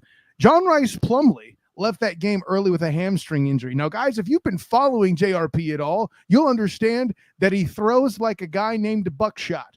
You know, you don't know where the ball is going when you pull the trigger. However, he's an incredible athlete who can run the ball like a beast. With a pulled hamstring, now he's not. However, this being a true rematch in the form of going on the road to Tulane in a game that Tulane lost last time. Another thing that's familiar, the status of the quarterback is also in doubt as JRP was recovering from a concussion that same game. So there's a whole lot of cloud and intrigue here. However, UCF's defense looked like complete butt last week, giving up over nearly 300 yards on the ground, 200 or more than 200 to two single players. That being said, the defense needs to clean it up if they want any hope. Take the over in this game. I feel like Tulane has a balanced offense. Say what you want at Spears as a running back. He is great. He is fast as hell. Pratt at quarterback, though, is enough to balance this team out. If Mikey King gets the start, UCF's going to be in trouble. The O-line will not hold up, in my opinion, but they'll at least put some points on the board before they get beat. I got Tulane outright, and I also have the over. All right. Thank you, Kyle, for the insight on that game. We appreciate it. EJ, go ahead. I also have Tulane to cover the spread, and I'm going to also take the over as well. And by the way, thanks for wishing me not going to the Cotton Bowl, bitch. Matt, go ahead. Give me the green wave, and I will take the over. Thanks, Matt. Yeah, give me the wave and the over as well as does Mike. So pretty clean sweep there. Thanks, guys. No problem, Kyle. We do this for you. If it was Navy, I could see UCF staying within 3.5 points in Navy. All right, we go to the Mountain West. It is Fresno State. They're 8-4 at Boise State, who is 9-3 and a 3-point home favorite. 54 is your over under. Saturday, 4:00 on Fox from Albertson Stadium in Boise, Idaho. The blue turf. We're gonna get some national play on that one. EJ, go ahead. All right, give me Boise. Give me the over. All right, Kyle. Yeah, EJ nailed it there. It's something that happens every now and again. I'm joking. No, yeah, I'm with it. I listen, Boise State's a good program. Looking forward to UCF playing them more in the future. They will actually travel to Boise State next year to open the season, if I remember correctly. But yeah, I got Boise handling business there as well. All right, Matt. Yeah, give me the boys in blue. I'll take the over on that as well. Yeah, I'm gonna agree with Mike, and I love the way he puts it, Smurf turf and the under. So there we go. Then we go to the Big Ten title game. It is 8-4 Purdue taking on number 2 Michigan, who is 12-0, a 16.5 point favorite. 52 is your over under on this one. Saturday at 8:00 on Fox from Lucas Oil Stadium in Indianapolis, Indiana. EJ, go ahead. Give Michigan to cover. It's a lot of points, I know, but give me the cover, and I'll take the slight under on this one, actually. Okay. Kyle? per don't. Michigan all day, double whatever the spread is, and take the over because it's going to be that big a beatdown. All right, perfect. Matt. I got to break up this Michigan love fest here. We all know Jim's going to raise in on his with his Go Blue T-shirt under that Dallas Cowboys jersey. It's blue. Counts.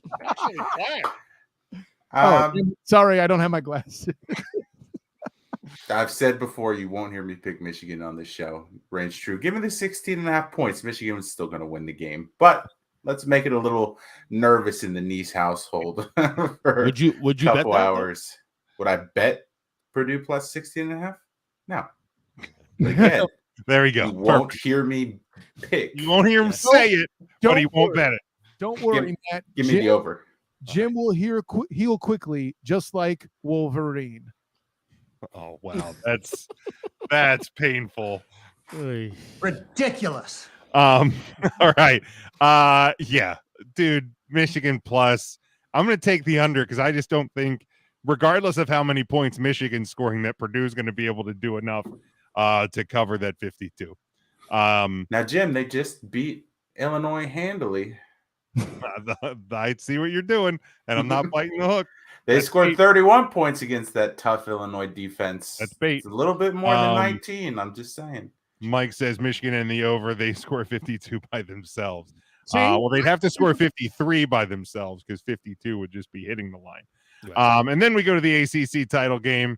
It is number 9 somehow. Clemson, who is 10-2. They are 7.5 point favorite against number 23 North Carolina, who is 9-3.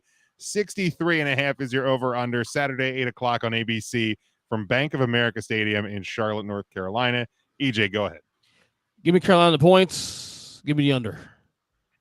All right, Kyle. It's a shame your Seminoles suck so hard, EJ. I would actually pick them over Clemson in this game. However, the other most overrated team in that conference for some time has been North Carolina, and I'm not doubling down on that shit. Give me Dabo to win the day and the over. All right, Matt. I will take Clemson. UNC just hasn't had that potent offense that we've come to expect, which is why I'll also take the under on that one. I don't know about this wee shit with expecting potent offense, but go ahead. That's fair.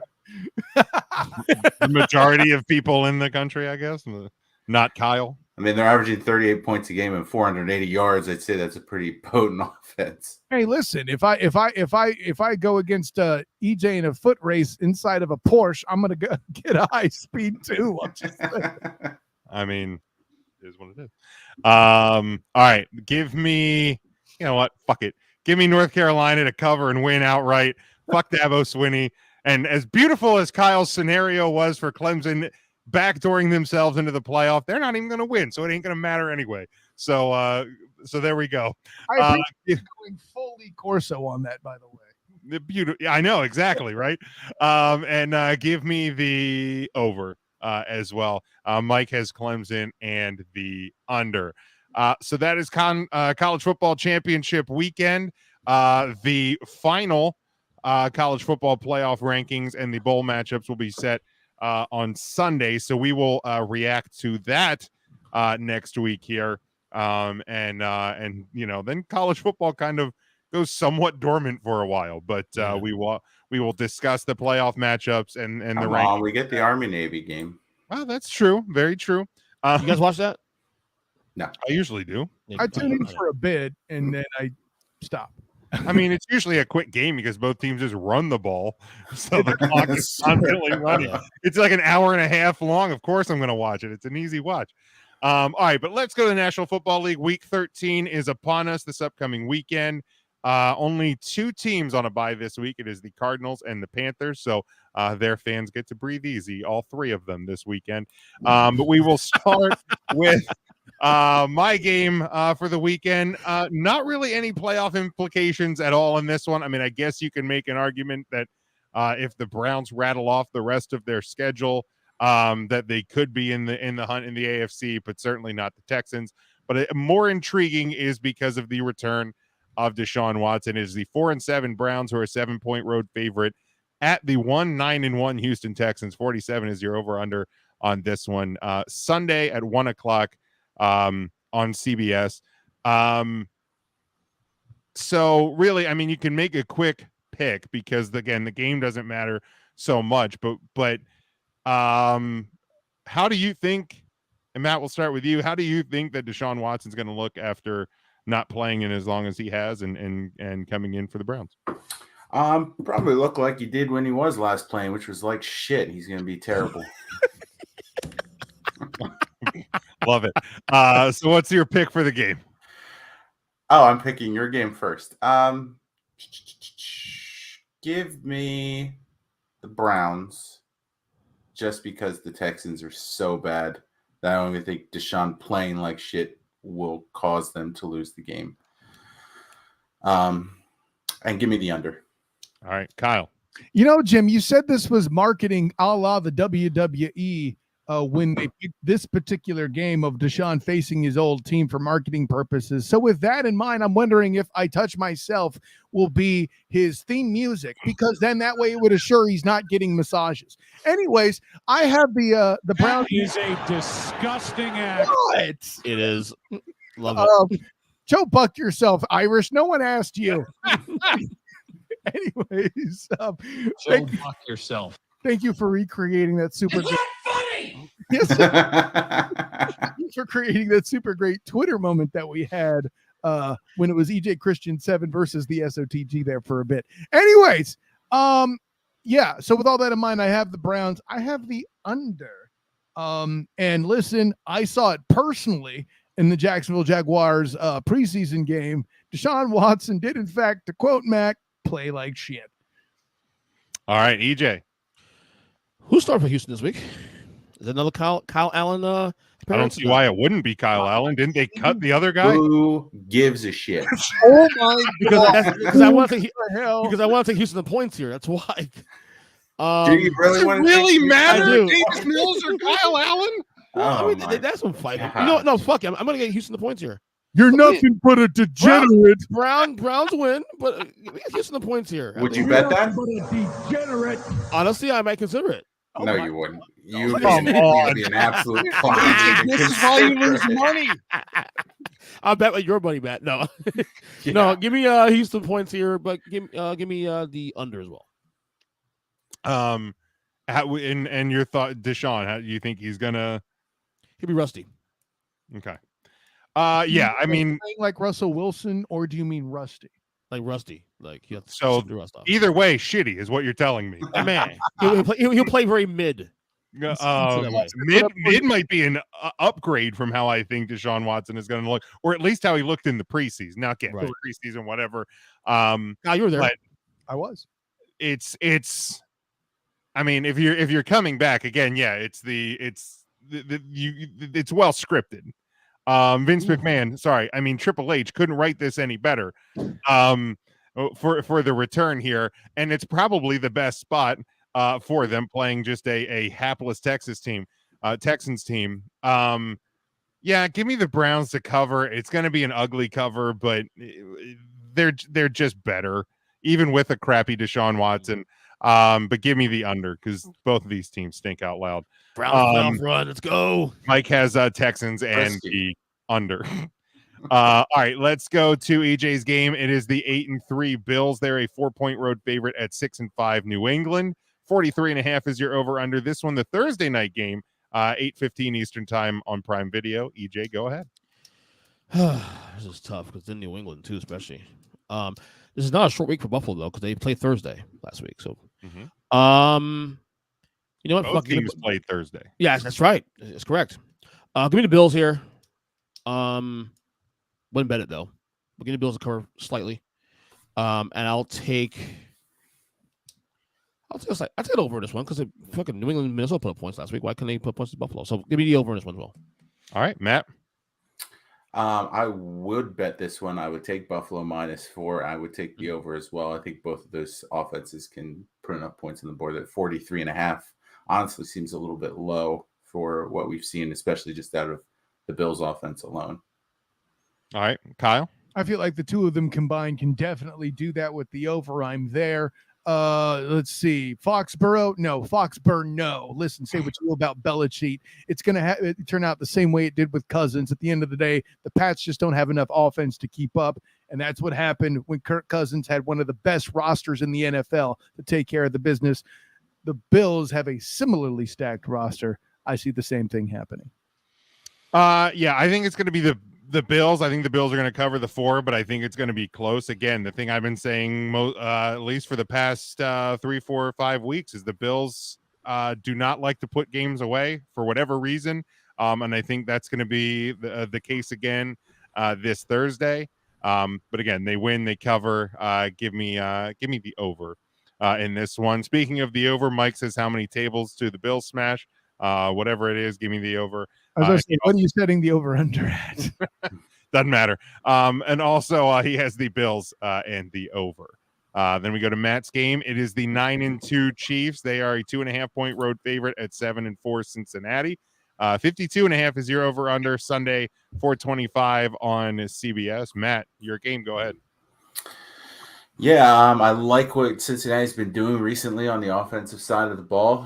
We'll see if they're able to get some of their big name position players on offense back. So I think that I would feel comfortable taking the over in either situation, and I would take the Bengals outright. So give me them plus the points too.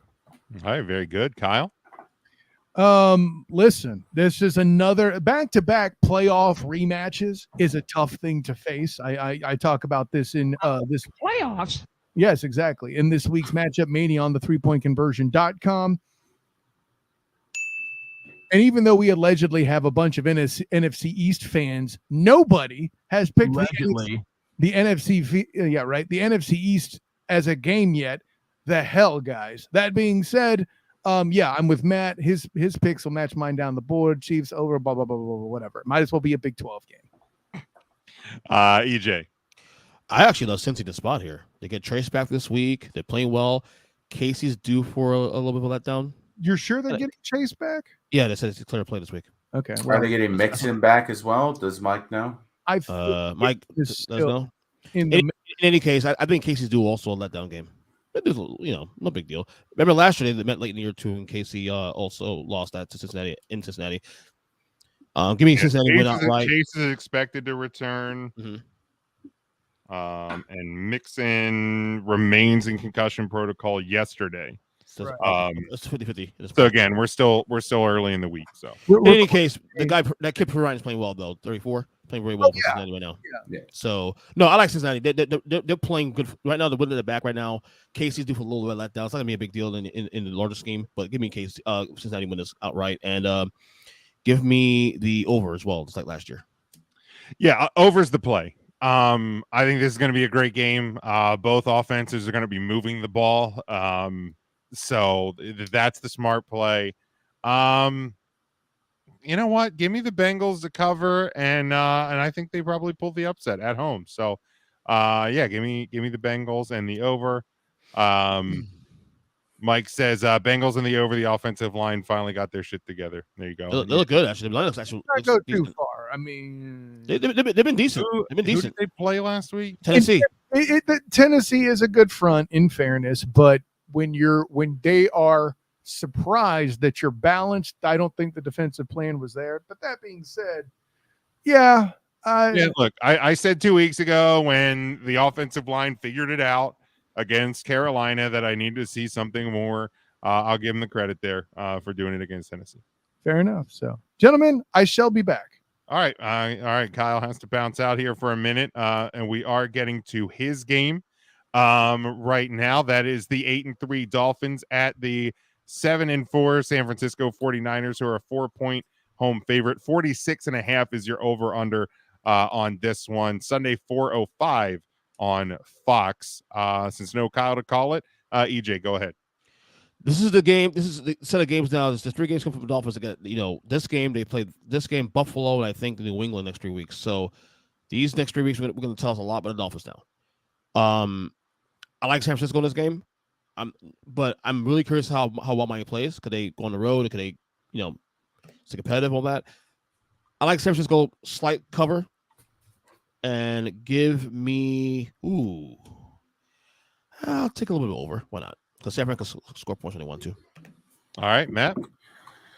Can they? Because they just put up 13 Well, I know. against the Saints. I know. I know. 13. Is They didn't want to this week. I know Garoppolo and McCaffrey both got dinged up a little bit, so that's something to watch as well. Okay. I wouldn't bet this game until right now. I stay away game. I wouldn't either. Stay away. Stay away.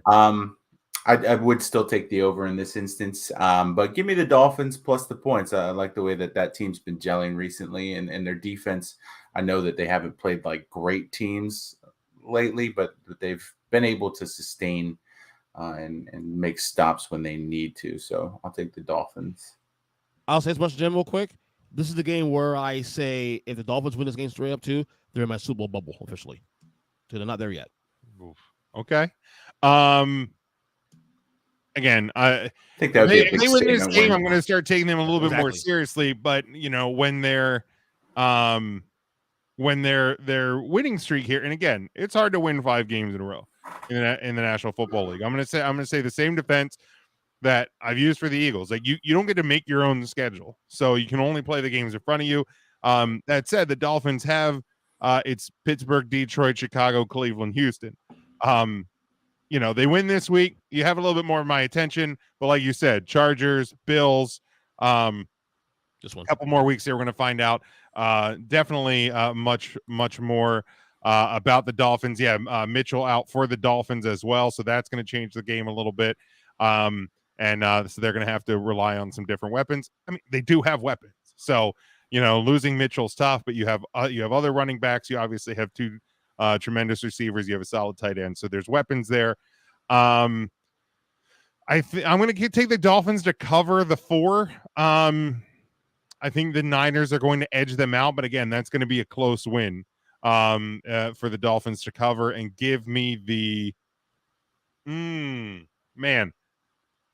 give me the slightest of overs as well in this one. Mike says Niners, who EJ will put at 2 when they win, and the under. And Devin has no surprise here, Miami and the over. And then lastly, we go to Sunday Night Football. It is the 4-7-1 Indianapolis Colts at the 8-3 Dallas Cowboys, who are 11-point home favorite. 43.5 is your over under Sunday at 8:20 on NBC and Peacock. Matt, we'll start with you. Yeah, I'm not quite sure why this one didn't get flexed out. Yeah, me either. I don't know. When you had the Bengals Chiefs right maybe in front just of you, because the Chiefs have been in so many primetime games, I guess. Because I think there's like a cap on how many you're allowed to have. But Dallas will still because their base is so fucking big. Well, I mean, yeah, people are gonna tune into it because yeah, I mean it's a Sunday Night Football game. You'll get viewers. Yeah, give me Dallas. I don't think that I know Indy has a decent enough defense, but I don't think that they're going to have the offensive firepower to even try to keep up if it's a close game defensively. So I'll take Dallas minus 11. I will take the under on that as well. All right, EJ. Yeah, I'll make plans for that night because I'm gonna watch this fucking game. Dallas covers this game easy, but I like the under as well too. I love that you think it's going to be easy. It's going to be easy. Relax. It's going to be easy. I don't think that it is going to be easy. Unfortunately, should it be? Sure. But it should have been an easy win for the Cowboys against the Packers a couple of weeks ago. And we all saw how that worked out for them. I think the Colts are going to cover a slight bit here, even if it's 10 points or 9 points. The Cowboys are going to win, but I think they're going to, take another year off of my life because that's what they love to do. Give me an over. I think if it's going to be a close game like that, it's probably going to be more in line of a shootout. Let's see. Mike has Cowboys in the over. Devin has Cowboys in the over.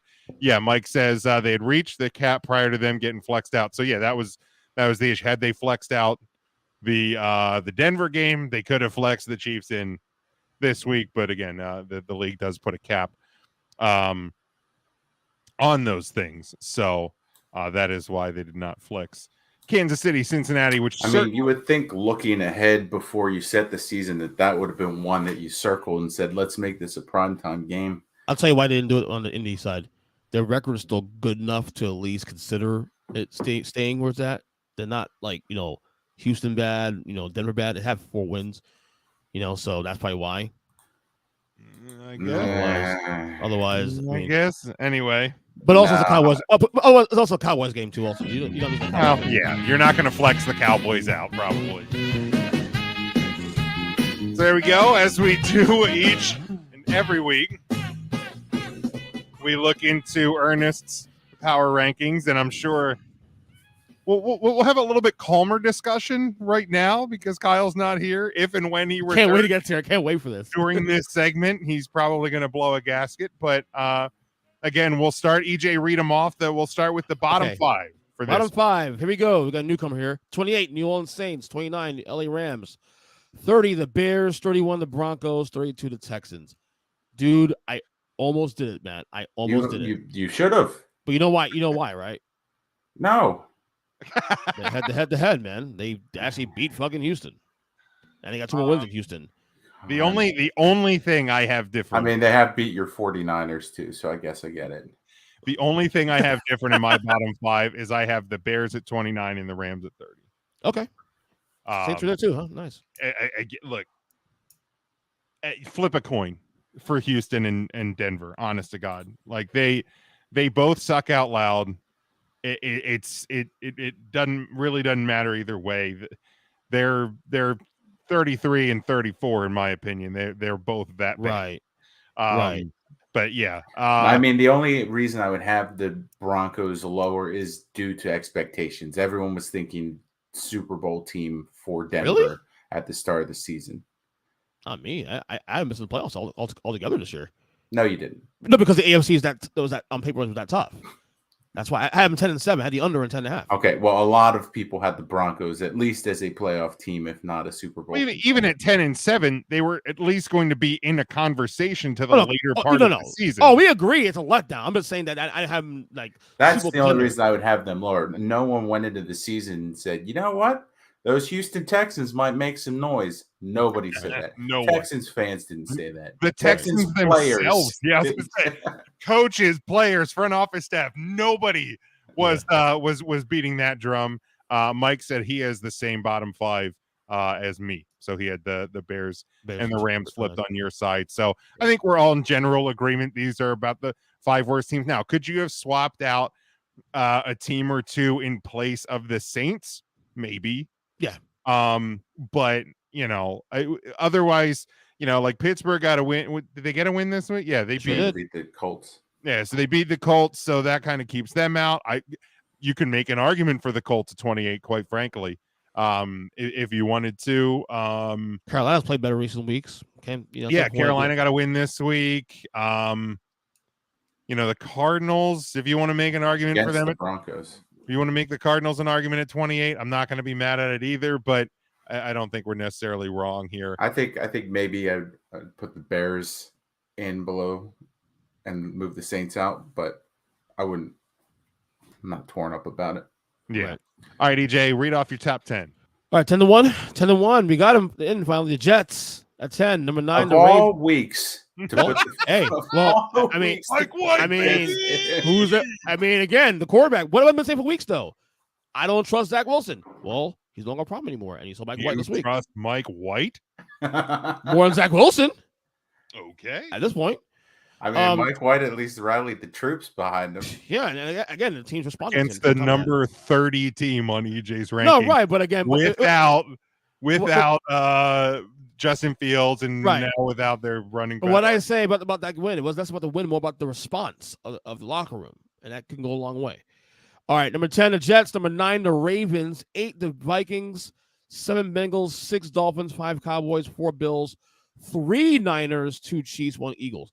I actually had this change last minute. I had Bills at 3 still, Niners at 4. You should have left. Then I saw an interesting stat. Fellas, do you know how many points the Niners have given up in the last 3 games in the second half? No, why don't you tell us? 0. Okay. Last 3 games, second half, 0. Granted, yeah, play the Rams, shit teams, Cardinals. right? Rams. Granted, yeah. Now, one of those games was against the Chargers. Right. So But again, that's something. This is the NFL. That's 0 not... point second half. Okay, no, a you're big right. deal. Sorry, I was looking at something different. It's a big deal. So 0 point second half. That has come something. Buffalo lost Von Miller for a couple weeks. Have been playing great. Look, they the big win against Detroit last week, but lost Von Miller. Is there a reason? Well, I mean, to swap. To swap the two. Yeah, I mean, they're still in a Super Bowl bubble, of course. But to me, Jesus. If you ask right now, Matt, if these two teams play right now, who wins? I'm thinking San Francisco. You would be wrong. Yeah. Well, maybe they play the Super Bowl. The loss of Von Miller doesn't really now, scare me. Is that in San Francisco, Buffalo, or neutral field? Or does it matter to you? Where were the Niners last week in your rankings? 4. Okay. And so it was that impressive 13-0 win over the Saints. No, it's who are in your bottom 5. It's the overall stat I saw. Like I said, last 3 games, second half, giving up 0 points in second half of the games. What does that matter? Against the Saints and the Cardinals in 2 of those 3 games. Are they NFL teams? Yes or no? Okay, the Texans are an NFL team. Are you going to be banging the drum for how good your team is for shutting out the Texans? They beat the frisky fucking Jaguars this year. Stop, relax, okay?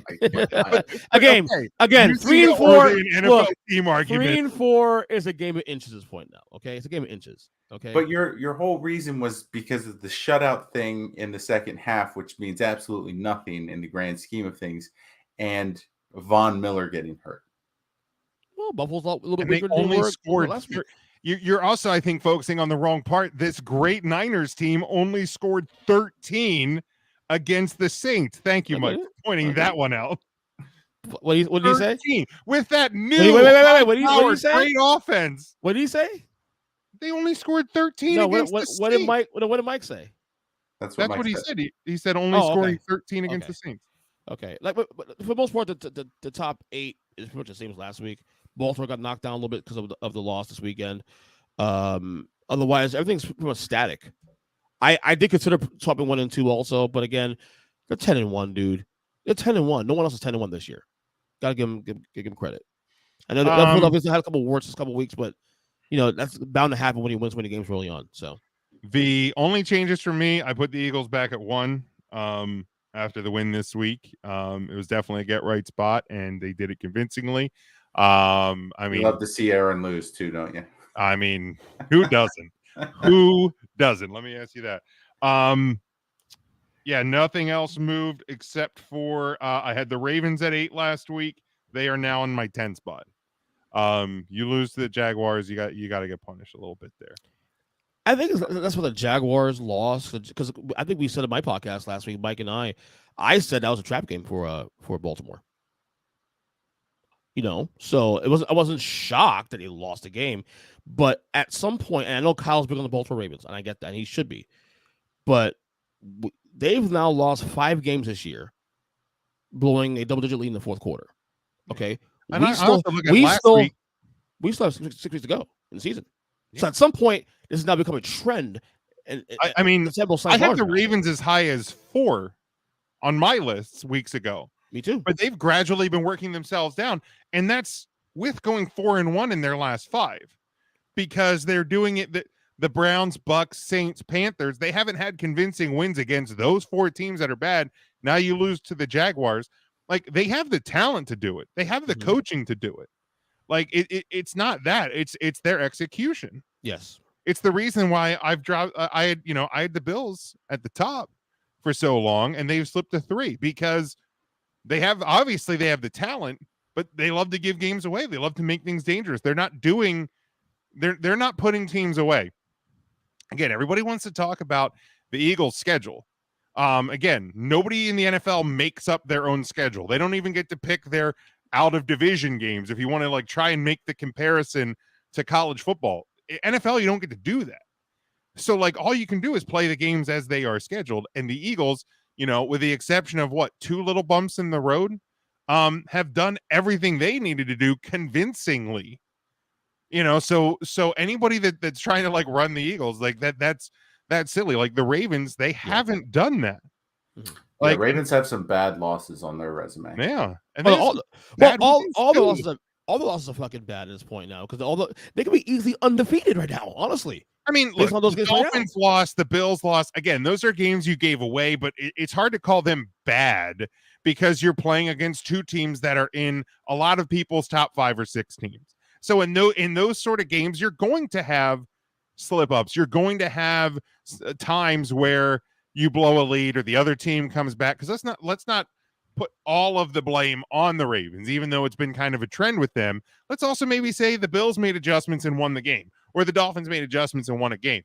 But like, to me, the Giants loss is bad, the Jaguars loss is bad, and there's some bad wins on there too. Looking at you, 13-3 over Carolina, like. And like that one, like there was points in the second half of that game where I thought Carolina was going to score and get it within a field goal, or obviously then possibly take a lead. So again, the Ravens, you start to get right, you're going to be fine. But until you do it, I gotta be honest right now too. Also, I know they beat them early in the year, but if you ask me right now, week 13, who do you like going forward, Cincinnati or Baltimore? Oh, Cincinnati. I'm Cincinnati. Absolutely, Cincinnati. I trust them right now. Yeah, without question. I mean, I know Baltimore currently holds the tiebreaker because they beat them earlier in this year, but I think they got that coming to roost here in a couple of weeks, probably to close out the season, week 18. So, so that game still has to be played, and honestly, if you're looking at it, for me, if the Ravens lose another game there and the Bengals win, the Ravens are out of the division lead. And then you start to question, is Mike White a thing? Is he going to be the catalyst for this Jets team? Because they have a good defense. It's a matter of getting that offense to fire. And if that begins to happen, then you got to start saying, are the Jets better? If the Patriots rattle off some more, if the Chargers start to get things right, like the Ravens aren't a lock in the playoffs, in my opinion. In this AFC, especially the way that they've been playing games. So, I have a question for you guys though. If not the Jets at 10, who would you put in there? I still have I had the Titans, and I probably should have bumped the Titans. I know they lost to Cincy, and I actually moved them up once. That was maybe an error on my part. It was a close game though. I think my rankings reflected more the punishment of the Ravens than the Titans. So I think the Titans are in play. Kind of like the Chargers moving forward, actually. Yeah, but again, for me, and I know this is where you and I differ. I don't put future projection in my power rankings. To me, it's about what you've presented so far. So again, because then we're just making predictions. Mm-hmm. I mean, again, it's one of those things. I think it's less about that, but also about trust. So, like the Giants, for example, they've been a winning team all year long, but I don't trust them.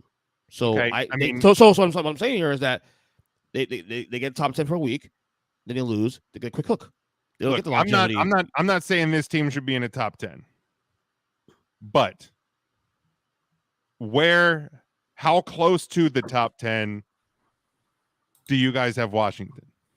They're definitely Are they getting close? They're inching closer. They're in the top 15. Yeah, definitely. Okay. Definitely. By the way, if the playoffs are today, all 4 teams in the East are in the playoffs. That's correct. I get my way. I got the Giants in, and my Commodores pick hangs on. Well, so speaking of futures, who do you have more confidence in out of those two, EJ? Watch the Commanders. Watch the Commanders. I said this I do too. I said this on my podcast 2 weeks ago for the Detroit game. The Giants need to bake in these wins early, so when they play the tougher schedule, they have these games packed away early to withstand any pressure going forward. That Detroit loss is if they miss the playoffs this year by a game, the Detroit game is why they lost. I'm telling you right now. Okay. You have Commanders, Eagles, Commanders, Vikings in this Colts. 4 stretch. What do you see? I mean, I wouldn't say the Colts is a tough game for the Giants. So we say that with those 4 games, what do you see as a look right, Kyle? The record. Hold on, Kyle. Yeah, let's finish points. We're welcoming Kyle back, and we will certainly get to his reaction to these. But finish the point, Matt. What do you think that the Giants need to do in that 4-game stretch to have They have a realistic shot split. at play? They have to split with Washington at the very least. Number one, that's 8 wins there if they get that. The Colts win. They should win the Colts game. That's 9 wins. You better hope the Eagles game, Week 18, is a game that the Eagles don't need. That's 10 wins. So the better number for me is 10 to win in the NFC. Okay, so they need to split Commanders, beat the Colts, and split the Eagles. Yeah, because they ain't beat Minnesota. They ain't beat Minnesota. They ain't beating Vikings schedule to see if that Week 18 game against Philly will matter. The Vikings play the Jets, at the Lions, Colts, Giants, at Packers, at Bears. That Week 18 game could still be in play. Now the Eagles will hold the tiebreaker. So the Vikings need to do 2 better currently than are there any primetime games there from Mr. Kirk Cousins? Currently no. No. Okay. Now the Colts game is to be determined. That's not going to be prime time. And Week 18 versus the Bears, that's not going to be prime time. So I think they're clear there. The Giants got helped by Seattle losing this week because that tiebreaker's gone. A lot of teams got helped by Seattle losing this week. Yeah. Oof. Go ahead, Kyle. Including your Niners. May I petition the committee to explain why the Colts aren't bottom 5? They're close. By the way, before we stop with your close bullshit, that's not close. a question. They're close. Hey, Jim, play the motherfucking Lucifer bit. I tried to tell you, but you wouldn't listen. Why are the goddamn Texans still 32? No, I'm kidding. I honestly, listen, I'm not as annoyed by it as I have been in the past because the Texans have done themselves no favors. And over that, they don't even have their starting quarterback the same anymore. I get it. And the Broncos have been somehow, even though losing to the Panthers, showing air quotes signs of life. Fine. But at this point, you not having the Colts in here, I'm not angry about it because I'm still lamenting the fact that my dude Jeff Saturday has been put in such a bad situation. They should really be in the running for 32 themselves. I don't care what their record is. They're not the same team now that they were then. Yeah, I said that if you wanted to put Indy, if you wanted to put the Cardinals, if you wanted to put that's a little drastic. If you wanted to put them at 20, like there's a couple other teams that you could put in at 28. But I didn't find anything egregious with the bottom 5. Yeah, I mean the Bears honestly at 30 at this point with a backup quarterback getting fucking smoked by another backup quarterback. Them not 32 I could question, to be honest. But the Mike White era, Kyle. It's the Mike White era. Right, exactly. And you know, it'll be the White album by the time the season's over. They keep winning like that. But the punchline is this: the Bears at 30, I think is too high, man. I know it's nitpicking, but you know, with where they're at, let's put it this way. I petitioned the committee to put them lower than 30. If they lose to Jordan Love next week, that's what I'm getting at. Ooh, okay. Home too. Yeah. But looking at the top 10, Kyle. Oh, good Christ!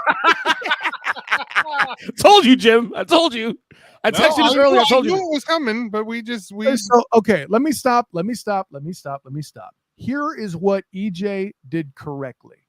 Jets at 10. It's about goddamn time. Punishing the Ravens at 9. I dig it. The Vikings at 8. Cool. I'm with that. A solid win. You know what? Awesome.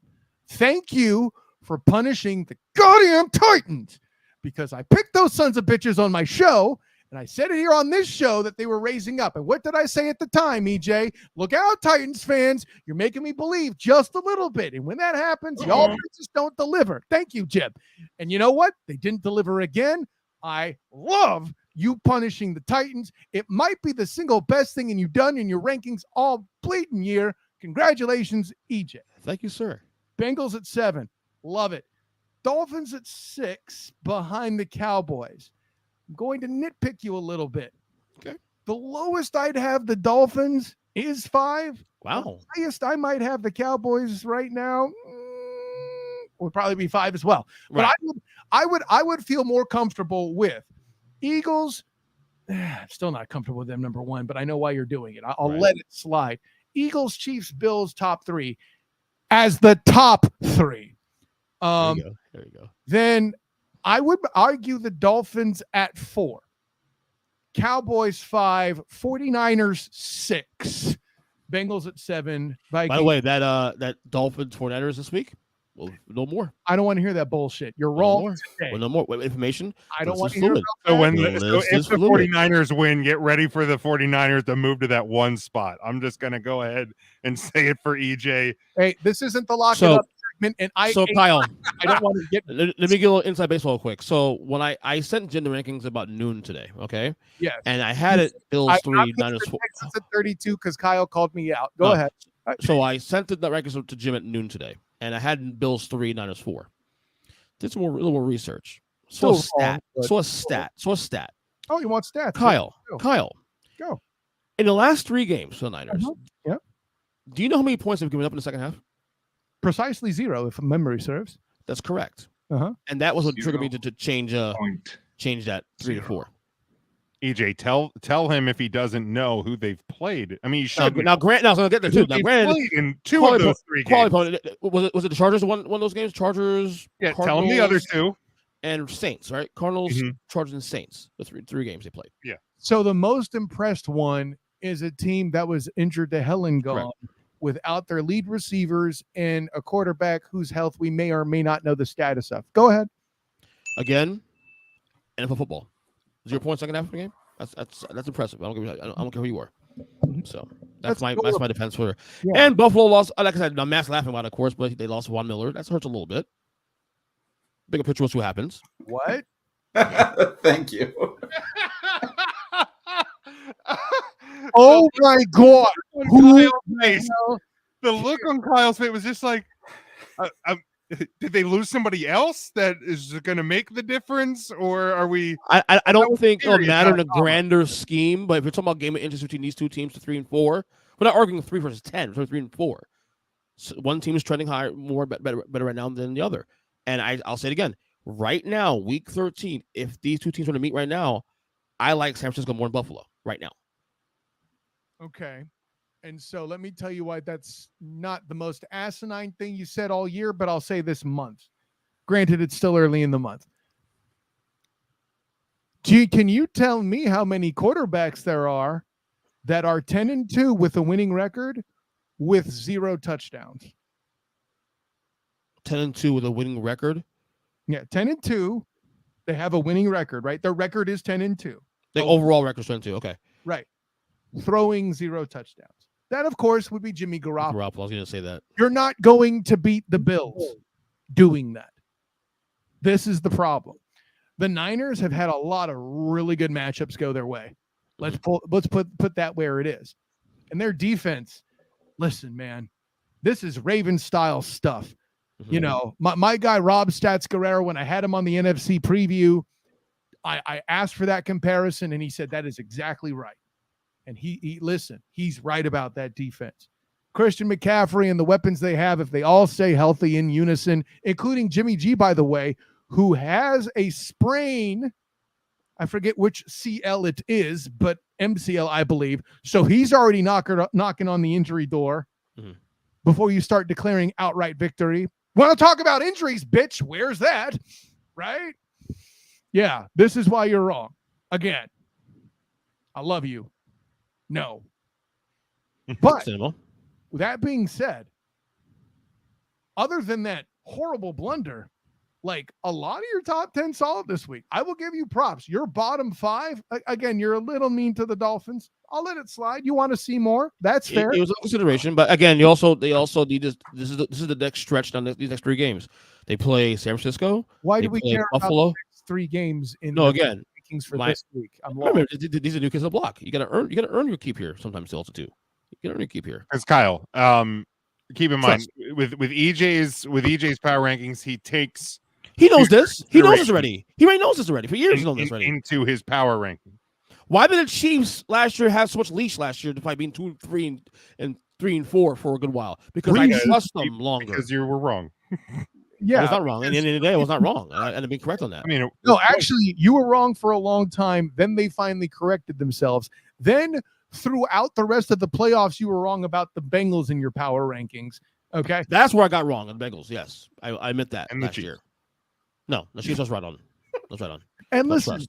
I know it's hard for you to root against your Chiefs, Niners, Cowboys, Bengals, Jalen Hurts. Eagles, and No, Jalen Hurts. That's it. and fuck it. Why aren't the Bucks here? Oh yeah, they lost to the Browns. Yeah. God, that's so embarrassing. You know, it's funny that we're talking about all this talk about Deshaun Watson. Apparently, Tom needed a massage when he got home, right, EJ? Anyways, Oh my Lord. Man. I like that. Is a disgusting act. And on that, let's go to this. You better lock it up. You better lock it up. No, you lock it up. You lock it up. Lock it up. Lock it up. What is the one thing you will guarantee will happen this upcoming weekend? EJ, go ahead. I guarantee this weekend that both the Eagles and Vikings will clinch playoff berths. Oh yeah, there is the scenario to that. Yes. Let me pull that up. The real Eagles quick. would need a lot of help in that scenario. yeah. Eagles clinch a playoff berth this week with a win versus Tennessee, plus a Washington loss, plus a Seattle loss, and plus a 49ers loss. The Vikings clinch the NFC North with a win versus the Jets and a Detroit loss versus the Jaguars. So It's happening. So you're a Jaguars fan this week. So those are your clinching scenarios for week 13. You know, I've never covered one of your teams before. What should I expect for feedback from you, EJ? Ask Shut up. Tom. Lock it up. Matt, what is your guarantee for this upcoming weekend? The top 4 in the college football playoff will remain unchanged after the weekend. You son of a bitch. Totally Okay. Lock it up. My guy is going shock. I'm feeling Totally it. agree with you on that one, Matt. Yeah, okay. Listen, Jim, I got to tell you, you kind of took mine that the Niners will be number 1 as of this week, as Mike McDaniel falls to his former team, or at least I can hope so. And MVP candidate Tyreek Hill loses stock because he finally gets held a little bit slower on production. That being said, that is not going to be it. Man, I have to admit, I wasn't ready for you to go chalk either, Matt. That was slick. I'm going to predict that the Bengals, they don't outright fall out of the Tool Time segment, but they will drop another 2 spots because the committee, for all they take consideration of, don't give a shit about the fact the Bengals are playing back-to-back revenge games against the Chiefs. And I think the Bengals dropped that one, thus causing them to fall back. Oh, All right. Lock it up. I did have the same thing as Matt. There would be no upsets in the college football playoff, the conference title games for the top 4. So the field would already be set, but I'll change it up. I kind of teased it a bit, a quick pivot for myself. I said North Carolina would win. In fact, I will lock up that the Fighting Dabos will lose in the ACC title game. Lock it up.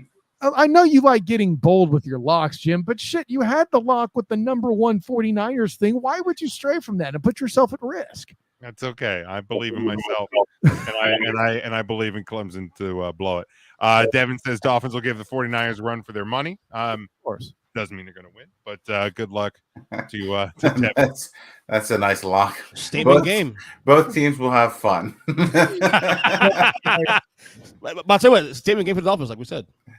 That's that combination Statement lock. win.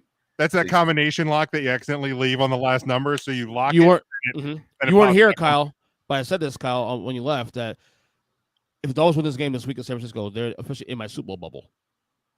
Super Bowl, really? Bubble, yeah. My teams are things I can see playing in the Super Bowl. You're Not just there yet. Defender is what you mean. I'm not mad at it. It'd be a big win on the road. No, you're not wrong. No one wants to play the Niners or the Eagles or the Dolphins right now, including the Eagles. No offense, Matt, but that'll be a game when it happens. Yeah. All right. Mike's lock is the Commanders beating the Giants. Lock it up. Ooh. That's in New York, right? But this week? Oh, Yeah. oh. If it's I don't know. They're both of your teams.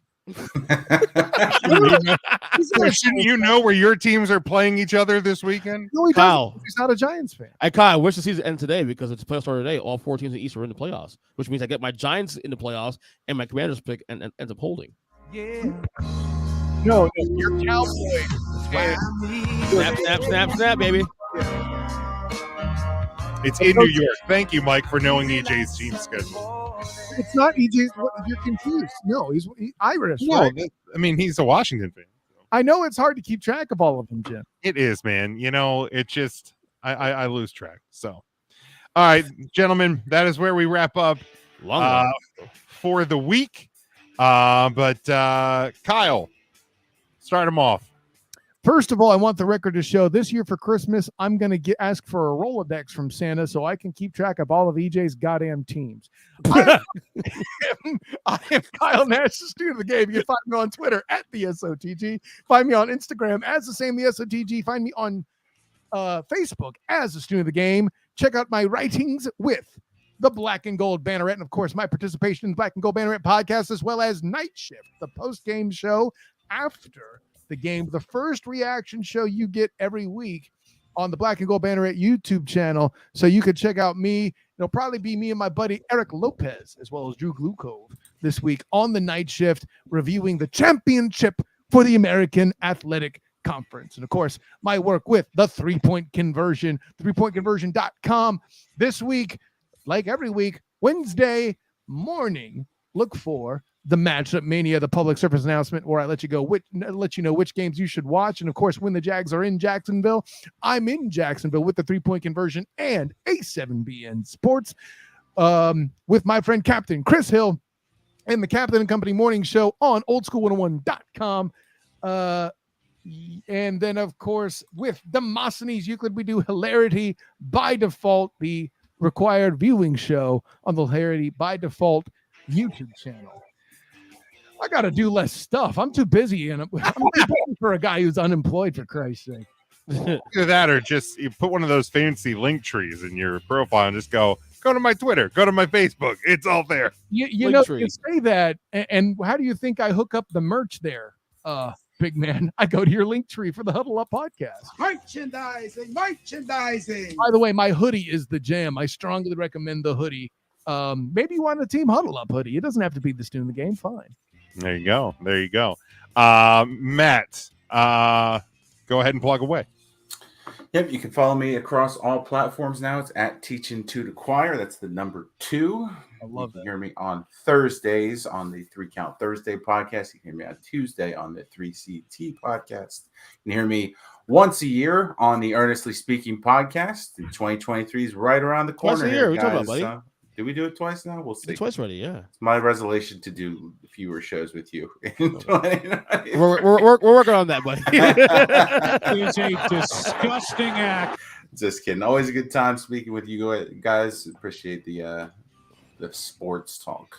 Yes, sir. EJ. What does the 2 stand for, by the way, Matt? It's for Moses Malone.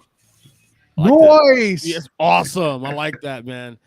Earth Speaking Podcast, all podcast catchers. Wait, it's not for Jeter? Oh, God. What's the 25 for on your shirt, EJ? That was my number when I played sports, volleyball, football, all that. So, anyway, Earth Speaking Podcast, all podcast catchers. I think that's it, really. Oh, Take the Wrestling Podcast this Thursday. I'll be back after, like, what? How long have we gone, Jim? Like 5 weeks? 4 weeks? You weren't there in the entire month of November. I don't believe you'll be back this week until I see it. I mean, we shall see. Yeah, of all the weeks to not do a student of the game report, but whatever. No, I actually had stuff at work today to do. That's why I had a luncheon at work. I got rub it in. You have a job. I get it, dude. Oh my God! I'm gonna say I got honored today. My job for being there 19 years. What can I tell you? They even gave me money. They even gave me money. Can you do that? They gave me money for that. It's great. So congratulations.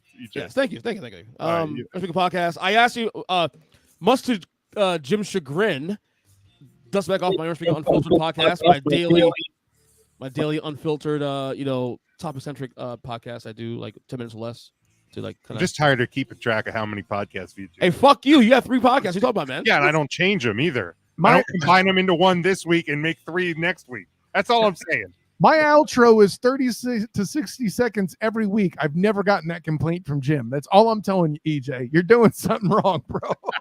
I'm trying to be like Kyle. Bing. Try to Well tell me, done. listen.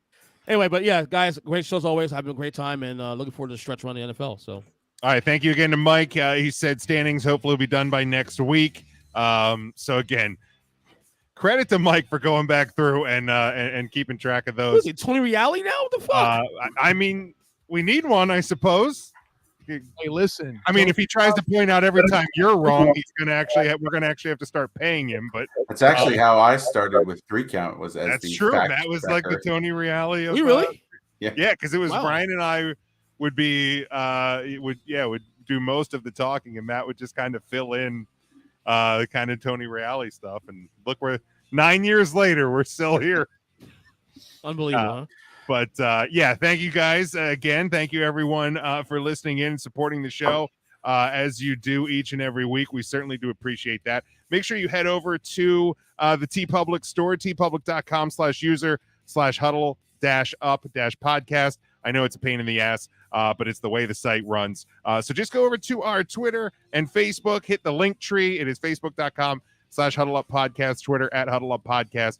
Get the link tree. The merch link is right there, so you don't have to remember anything. It's real simple. You can get our YouTube page, all the places to subscribe to our podcast.